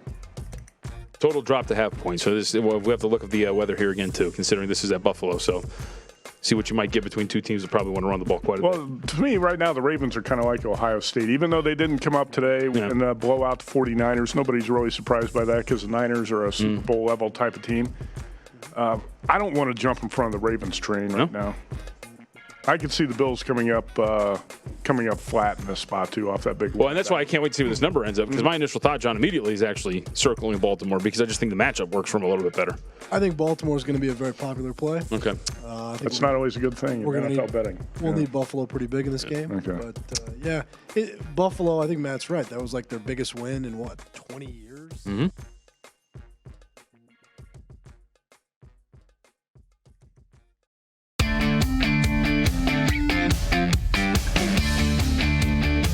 Welcome back to A Numbers Game with Gill Alexander. Don't forget to take advantage of VSiN's Black Friday Cyber Monday deal. It is Cyber Monday today. Purchase VSiN's all-access subscription for 1 year at $240 and get a Bookmaker Blonde shirt or hat for free. Find out more about the benefits of VSiN's all-access subscription and this limited-time offer at VSiN.com/subscribe. That's VSiN.com/subscribe. We get texts, or at least I do here. Chris Felica, the Bear from ESPN's College Game Day, who, like you, Jeff, is a noted New York Jets fan. He said, Jets -6, Dolphins money line, please. I think we're all on the same page there. He also said, does that not sum up Anthony Lynn perfectly? Once he incorrectly decided to do something, he then correctly did something after that. That's pretty much it. One thing good, one thing bad. It'll be curious to see if the ending of that Chargers-Broncos game will now rekindle the age-old NFL versus college debate on pass interference. Spot of foul in the National Football League, 15 yards in college. And for everyone who immediately knee-jerks to, yes, it should always be 15 yards because of stuff like that, I'll give you the Brent Musburger counter-argument. Brent is famous for saying this. If you make it 15 yards, you are going to have an NFL that is riddled with people just yanking on every play that they're beaten on. And so you're going to have this just epidemic of 15-yard pass interference penalties. Like, it'll just exponentially increase. That was his take on the argument. I hope I'm not quoting him, but I'm paraphrasing what he had to say. So there's two sides to that argument. But yeah, I mean, that's one of those where you're like, God, 37 yards on that mistake, and it is a game decider. Let us continue with some. Actually, before we do you have that David Purdom tweet yet, Jeff? If not, I can read what David Purdom had to say here, because David Purdom, who works for ESPN Chalk and who we love here at the network, friend of the show, friend of network, David Payton Purdom, in September at DraftKings, 24 of 32 teams had attracted more bets to win the Super Bowl than the Ravens. In September at DraftKings, 24 of 32 teams had attracted more bets to win the Super Bowl than the Ravens, including the Miami Dolphins, New York Jets, and New York Giants. Well, some regional bias with the latter two, but there's the Dolphins in there as well, proving once again, when it comes to the NFL, no one knows a damn thing. Interesting stuff. By the way, that's just one little highlight from an article that Purdom has out at ESPN.com and ESPN Chalk. Check that out because he's got a lot more details, including the fact that he was mentioning that the Ravens, let's see, they were in September. Well, first of all, they kicked off the season as a 45-1 Super Bowl long shot, and they were 40-1 in early October after losing to the Chiefs and the Browns before this tear. 40-1 in early October on the Ravens. Pretty interesting. Read that article there, David David Purdom there at ESPN Chalk. You can follow him on Twitter at David Purdom, Purdum. Let's guess some more lines. Chrissy, what is next in the afternoon for Week 14? Before we go on, I wanted to just make two quick comments. Please. First of all, the Chargers game yesterday, that was our biggest game of the day. We opened the Chargers 1.5. We closed 3.5. And if we lose that game, there goes our whole day. We had a really good day. We'd have lost it all pretty much on that one game. That's how big that was. And I saw a couple other guys said the same thing. And then on to David Purdom. I saw a couple of guys kind of Purdom made some quotes yesterday, and some guys said, well, bookmakers only tell you what they want to tell you. Well, I mean, that's everybody. It only tells you what they want to tell you on any walk of life, whether a politician or a bookmaker or a movie star or whatever. But I can tell you this, David Purdom, of everybody I know in this business, we all pretty much trust David Purdom to tell the truth. So, I mean, I like Purdom a lot personally, and I find him to be a very honorable guy. Anyway, Chris, you mean people? Are you suggesting that people don't tell other people everything about their lives? Is that what you're suggesting? Yeah, what am I supposed to do? Tell David, how I lost my virginity or something? I'm not going to tell him everything. Okay. Anyway, next, we had some lousy games. There's some really good ones, too. There's a really good one here. Kansas City at New England. Ooh, 8-4 Kansas City after crushing the Raiders yesterday. Derek Carr now 2-10, games that start below 50 degrees Fahrenheit. Kansas City 8-4 now as they beat the Raiders by the final score of, 40-9? Yeah, 40-9 in a game where that blocked extra point, was it blocked extra point or blocked field goal? Blocked PAT return for two. Pushes the total over. Is that correct? Depending on when you got it. Depending on where you got it. To 49. Oh, that is tough to lose on that. First consecutive wins for the Chiefs in September. How about that? First back-to-back wins for the Chiefs in September. Andy Reid now, for those who are wondering, after a regular season bye, 18-3 straight up. Mahomes, 15 of 29 for 175, one touchdown, no picks. Sacked once. They were 7-11 on third downs, were the Chiefs. In the theme of the day, they won the football game by 31 points, gaining a grand total of 259 yards of offense. plus 3 in turnovers versus Oakland. It included a pick 6. The Chiefs had 0 accepted penalties. So again, in the year of the penalty, some teams don't get penalized. Chiefs, 0 accepted penalties yesterday. We haven't said that, I think, all year for any team. Then there's the Patriots, who lose yesterday again. We talked about this earlier, to the Texans. And the final score was 28-22. It wasn't nearly that close. And yet, the Patriots had a shot and an onside kick late to perhaps have the ball to win the game. But Brady, in the end, I can go through these stats. I'm not even going to bother because they don't mean anything. They were all done in garbage time. But Brady did still post a passer rating below 100 for the 7th consecutive game. 7 times in a row, Tom Brady has had a passer rating that scored at a 158.3 of less than 100. It's the first time that he's done 7 straight games like that in his entire career. 42-year-old Tom Brady, who, let's face it, I'm going to be kind and say, I don't think he's, well, let me pose it to you guys. Is it that he's no longer elite? Is it the fact that he has no receivers to go to? Is it the fact that his offensive line is banged up and really his only weapons are White and Edelman? It's all of those things, isn't it? That's what I would think. All of the above. Yeah. But there's part of this is Brady. I would say yes to all those. Yeah. Yeah. Oh, yes to all of those. Yeah. Dorsett, Lacoste, Myers, and Sanu. Those are your wideouts besides Edelman. And remember, Antonio Brown in and out, Josh Gordon in and out, Demaryius Thomas in and out, and of course, the retirement of Gronk was everything. Patriots by 3. Like the Saints and the Niners, I didn't know what else to make it. Yeah, I mean, this is a 3. And I see 3, though, but with juice on the dog. And I think the public is going to bet the Chiefs here. And again, you know, we talk about buying low, selling high. If you play New England here, you're buying low. And I like New England in this game. You know, I think the number has to be 3, but it's not Mahomes versus Brady. It's the Chiefs versus the Patriots. And say what you will, I mean, I think all those things you mentioned are true. You know, he does not have many weapons. I can't remember, did Dante Scarnecchia, the offensive line coach, did he retire this year? He's still there, I think. Regardless. Yeah. Is he still there? But they have a lot of offensive line problems, and that's always been one of the strengths of this team because they've shuttled in different running backs that have done well. You know, we're not seeing that so much this year out of New England. You know, they've done a great job with Brady making the receivers into, you know, stars or at least, you know, extremely competent players. Again, we're not seeing that this year. But this team tends to get better as the year goes on. And, you know, I know we can quote a lot of garbage time stats out of New England yesterday, but they still had a chance to win that game as badly as they were outplayed. You know, that onside kick, if that guy tipped it to himself, he could have gone all the way there in the last few seconds of the game. And, I mean, that very easily could have happened. I just think right now, like I said, I think you're buying very low on New England.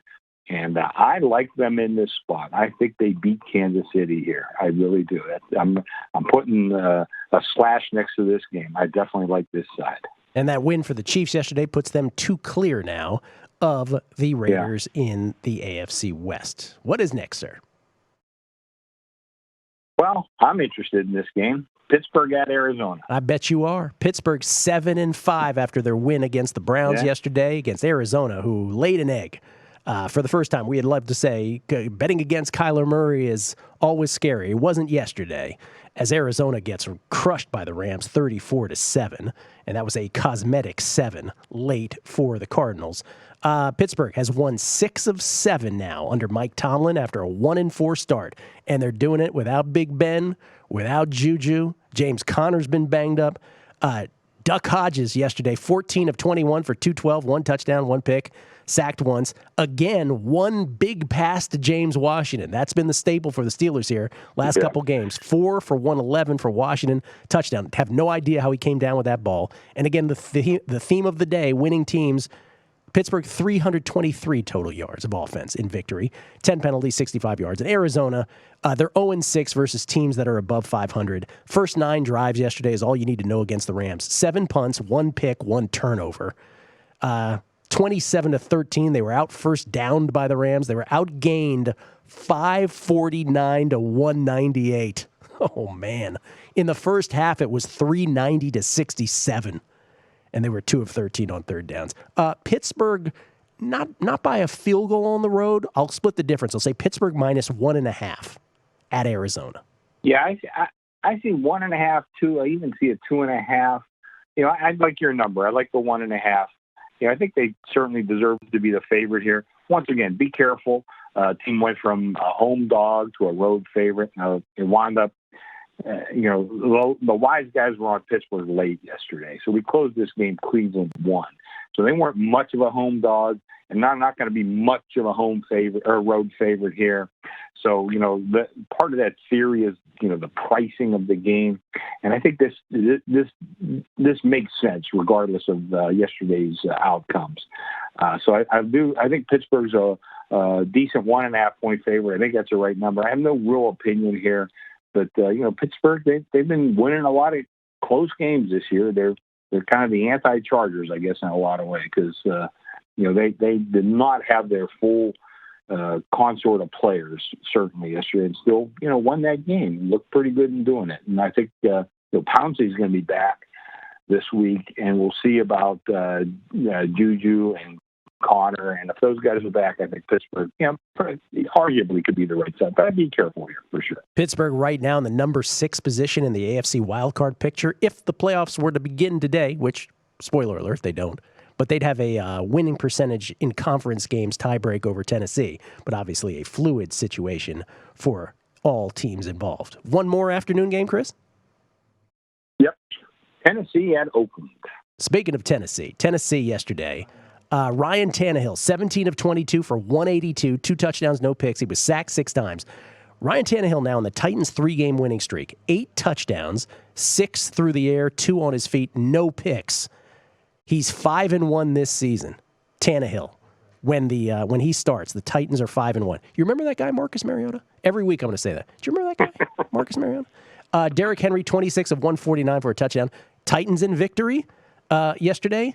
292 total yards of offense. There's so many games like that yesterday. You don't often see that. Tennessee beating Indianapolis, of course, by 2 touchdowns, 31-17. And then Oakland in defeat. Oakland, who were 6-4, they fall to 6-6. Derek Carr, 20 of 30 for 222, 1 touchdown, 2 picks. He was sacked twice.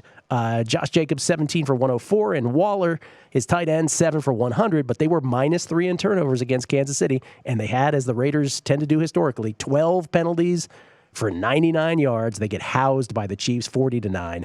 Huge implications for both teams. Tennessee on the road. I'll do the same thing I did the last game. Split the difference. Tennessee -1.5. Now it's mostly 3. As a matter of fact, it's all 3. What I'm looking at. Tennessee -3. Yeah, wow. Tennessee 3. Some juice on the dog. But, of course, we're going to open 3. I kind of like what you're saying, though, Gill. Again, we've hit on this theme a couple times today. Buying low, selling high. You're buying very low on Oakland. I mean, they looked absolutely horrible yesterday. Tennessee won very convincingly. But were they that great, or did they just have a few things go their way? Yeah. So I think, you're buying high if you play Tennessee here. I kind of like Oakland. And the code VC. I think taking the full 3, I think there's some value there. I'm not gonna mark that down just yet, though. I want to look a little more closely into this game. One of the things I would say, and I was on Twitter this morning, somebody mentioned it, and I see their point.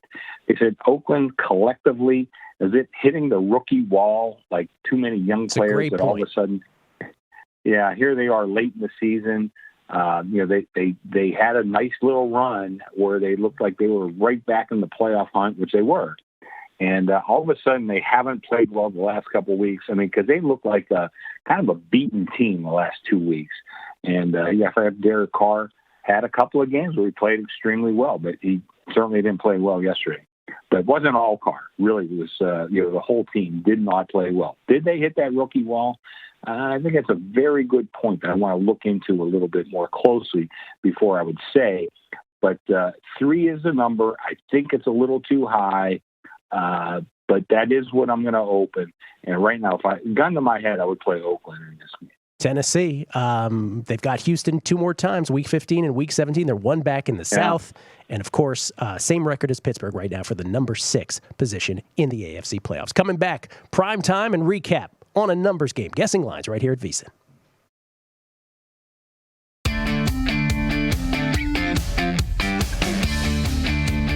Keep it right here for more of A Numbers Game with Gill Alexander.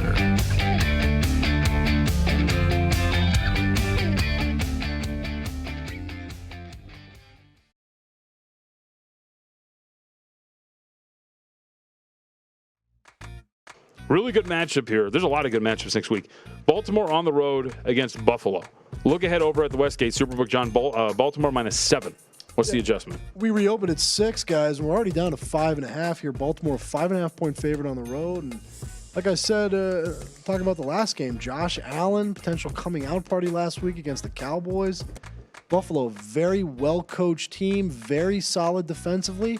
I don't know that they're as good as their 9-3 record indicates. I think that's mostly because the AFC East is so bad and their schedule's been so easy. But you got to give a lot of credit to that Bills front office. Really, everybody involved in the Buffalo Bills. They're doing a great job up there. Here. Fascinating game for a situational handicapper because the Ravens have been off a string of big games, right? And now they're going on the road to Buffalo, which you think might be a little bit of a flat spot. But for the Bills, they're off a huge Thanksgiving Day win at Dallas, one of their biggest wins in years, really. And the Bills' run defense has been shredded at times. Can the Bills' run defense stop Lamar Jackson in this Baltimore running attack? Probably not. So I would lean Ravens or pass here, even though it's not the best spot for the Ravens. I don't think it's a great spot for the Bills either. And just the matchup tells you that the Ravens should be able to run the ball all over the Buffalo defense. Yep, that's play for Baltimore too, John. It looks playing for the home field. It looks like they're going to have the inside track, the home field. Right. That's my initial thought here to Human's point. You look at the metrics, and the other thing that ties into this in terms of the matchup, Baltimore third best pass defense in the league. Their coverage has been one of the best in terms of the secondary. They've built from the outside in. And against the Josh Allen looked great last week. But if you're taking on like sophisticated coverages like you're going to see against Baltimore, it's going to be interesting because if you're going to have to start throwing your way back into it, that's not what Josh Allen's trying to do. The great thing about the Ravens and the way they're built too. Cold, snow on the road, no matter what it is, they have the running attack. They can win anywhere. With defense and a running game, you can take your show on the road and beat anybody, and that's why I wouldn't be afraid to back the Ravens in this spot. Total drop to half point. So we have to look at the weather here again, too, considering this is at Buffalo. So see what you might get between two teams that probably want to run the ball quite a bit. Well, to me, right now, the Ravens are kind of like Ohio State. Even though they didn't come up today and blow out the 49ers, nobody's really surprised by that because the Niners are a Super Bowl-level type of team. I don't want to jump in front of the Ravens train right now. I could see the Bills coming up flat in this spot, too, off that big one. Well, and that's why I can't wait to see where this number ends up, because my initial thought, John, immediately is actually circling Baltimore, because I just think the matchup works for them a little bit better. I think Baltimore is going to be a very popular play. Okay. That's not always a good thing in NFL betting. We'll need Buffalo pretty big in this game. Okay. But, Buffalo, I think Matt's right. That was like their biggest win in, 20 years?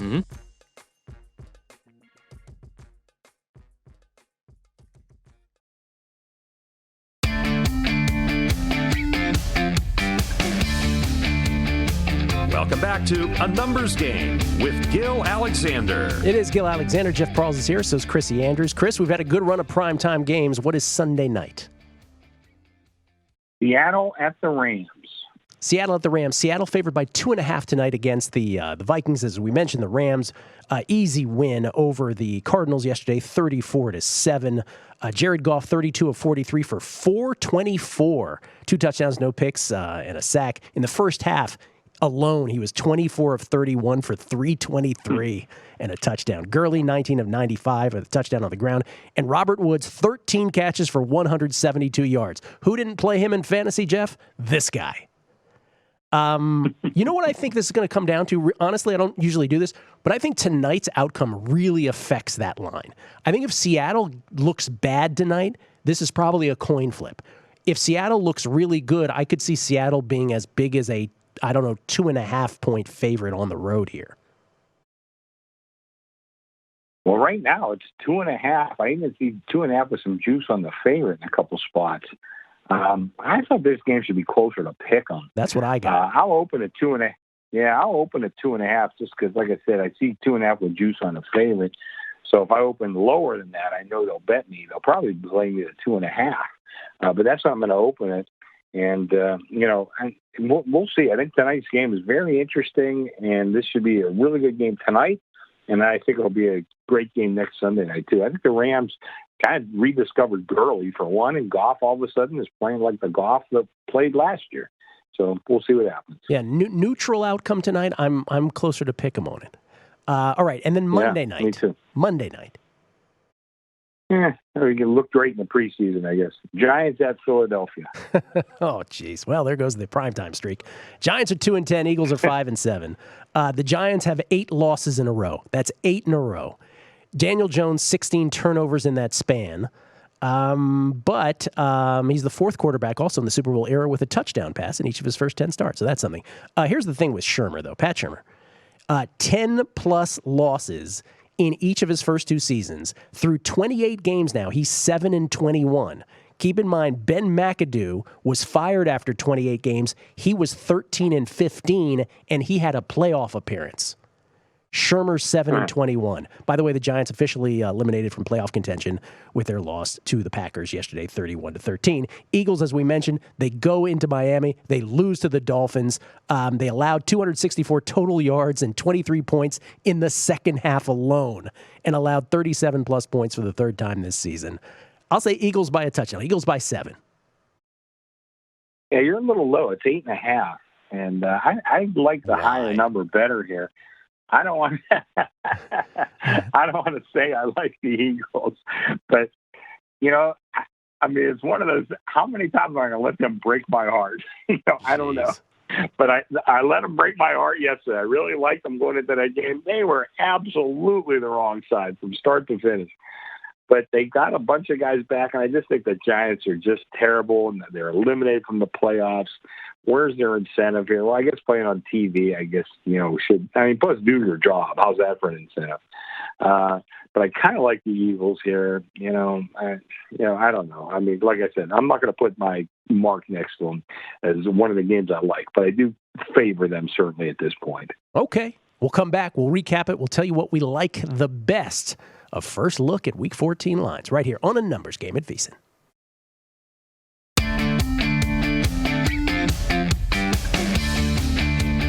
Keep it right here for more of A Numbers Game with Gill Alexander.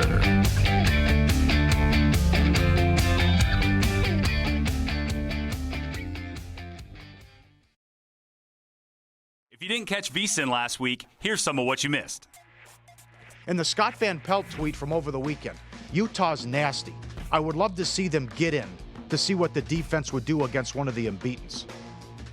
But I think they're not going to end up getting the chance, which is a bummer. You disagree? Well, why don't you just say it, Scott? Because it's Utah, and it's brand name bias, and ESPN's a big reason why. I think that they're going to shut them out again. Remember, Utah has gone undefeated twice and got shut out. No, I think that's what he is saying, actually. I agree. I could not agree more. Well, just say it. Come out and say it. Because they're Utah. And because at the end of the day, it's not a playoff. It's a TV show. Right. And it's about ratings. Paul, you cannot take Alabama over Utah the way they're playing. If it's 12 and what are we doing here? If it's 12-1 against 11-1, conference champ, extra win, better win the final game. Alabama doesn't even win their division. And these guys lost their best player, Moss, in their only loss in the second. Well, I got news for you. If Alabama's impressive this weekend and they blow out and win the Iron Bowl by 10 points or 2 touchdowns or whatever, they cover and they make it look good, and Utah goes 12-1 and LSU beats Georgia, I got news for you. Alabama's going to get into the playoff. They're not going to take Utah. And we talked about this on Friday. This is why Oregon had to win the Pac-12, because Oregon actually has some brand name, right? They still have some of that residue left over from Chip Kelly, like when they were a top 5 program. They're sexy, right? People like watching this. There's not a doubt in your mind. Fall is the most exciting time of the year at BetMGM, New Jersey's ultimate online destination for fans who want to wager on football, pro and college basketball, hockey, and more. This week, BetMGM has a special offer for new customers on tonight's matchup between the Seahawks and the Vikings. Just use the bonus code VSiN100, place a $1 pregame moneyline bet on the Seahawks, and win $100 if Russell Wilson completes a pass. That's right. First-time BetMGM bettors get 100-1 odds on Russell Wilson just completing a pass tonight. when they use the bonus code VSIN100. You gotta believe in your game at BetMGM. Turn your predictions into convictions with real money bets on parlays, boosted odds specials, in-game live betting, and much more. Download the BetMGM app or visit BetMGM.com today and get 100-to-1 odds on Russell Wilson completing a pass when you use the bonus code VSIN100. Must be 21 or older, must be in New Jersey. Restrictions apply. Visit BetMGM.com for full list of terms and conditions. Gambling problem? Call 1-800-GAMBLER.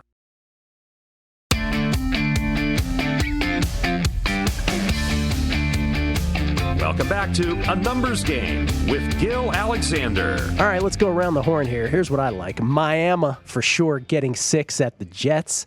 I like Dallas Thursday night, giving 3, I think, at Chicago. Even though I knew that'd be the line, I think I like them to bounce back. San Francisco getting 3 at New Orleans. Tennessee giving 1.5 at Oakland. And maybe Baltimore, depending. At 5, I kind of like Baltimore. Those are my 5. Jeff? Miami. Forget the points. Just take them to win the game. The Jets are done. Yep. The offensive line imploded again. I don't hate that. I'll tell you this, Gil. I kind of like Pittsburgh laying the 1.5 on the road. I think that's a good spot for their defense. I know Arizona just got embarrassed, but I think the Steelers win that game. And then the last one, I know it's a ton of points, and I'll wait and see if it comes down. How about Green Bay laying once it gets back to 13.5? Take the Packers. The Redskins' fun is going to end. They're 3 out, Jeffrey. It's all over for Washington yet again. They're 3 out, baby. Darius Geis, feel the power. Chris, what do you like? I kind of like the Niners. I like Miami. I think we all do there. I like the Colts plus the 3, and I like the Patriots minus the 3. Ooh, buy low, sell high. That's the theme of the day. Yes, sir. Indy and New sir. England qualifying for sure on both of those. Chris, thank you as always. How you feeling? You feeling okay these days? No, I feel great. Yeah, I feel great. Like I said, my doctor gets mad at me because, I act like I've never been sick a day in my life. That's the way I feel, although I know there's things out there that I have to be careful of. But how do I feel? I feel great. Good. I'm like you, Junior, basically in my last. I was going to say, how are you? How are you? I'm fine. I got one leg, but I'm fine. I'm going to live. That's all that matters. Now, nothing. It's so funny when you go through an experience like that, your perspective on everything changes. Yeah. I'm like, nothing bothers me. Let me tell you. Yeah. Nothing bothers me anymore. All right, Chrissy. Well, I appreciate it. We'll talk to you on Monday for Week 15 as it rolls on, sir. Thank you so much. All right. Sounds great. All right, Gil. See you later.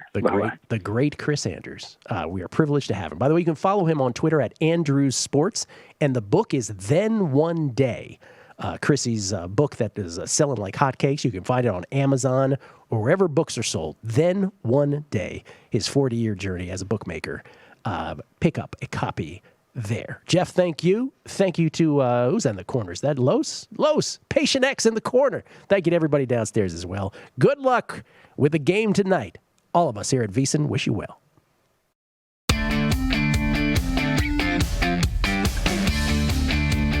Keep it right here for more of A Numbers Game with Gill Alexander. If you didn't catch VSiN last week, here's some of what you missed. From over the weekend, Utah's nasty. I would love to see them get in to see what the defense would do against one of the unbeatens. But I think they're not going to end up getting the chance, which is a bummer. You disagree? Well, why don't you just say it, Scott? Because it's Utah and it's brand name bias, and ESPN's a big reason why. I think that they're going to shut them out again. Remember, Utah has gone undefeated twice and got shut out. No, I think that's what he is saying. Actually, I agree. I could not agree more. Well, just say it. Come out and say it because they're Utah, and because at the end of the day, it's not a playoff.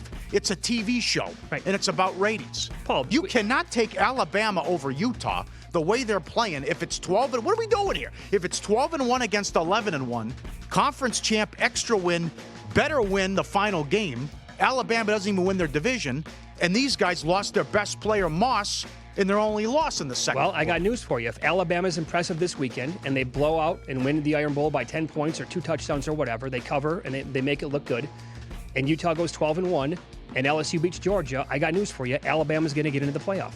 They're not going to take Utah. And we talked about electronic devices, right? But they're wondering if this was confined to 17 because obviously Fires and Farquhar are talking about 17 when these incidents were. So there may be some solace for the Astros if it's proven that they stopped doing it after the edict was issued.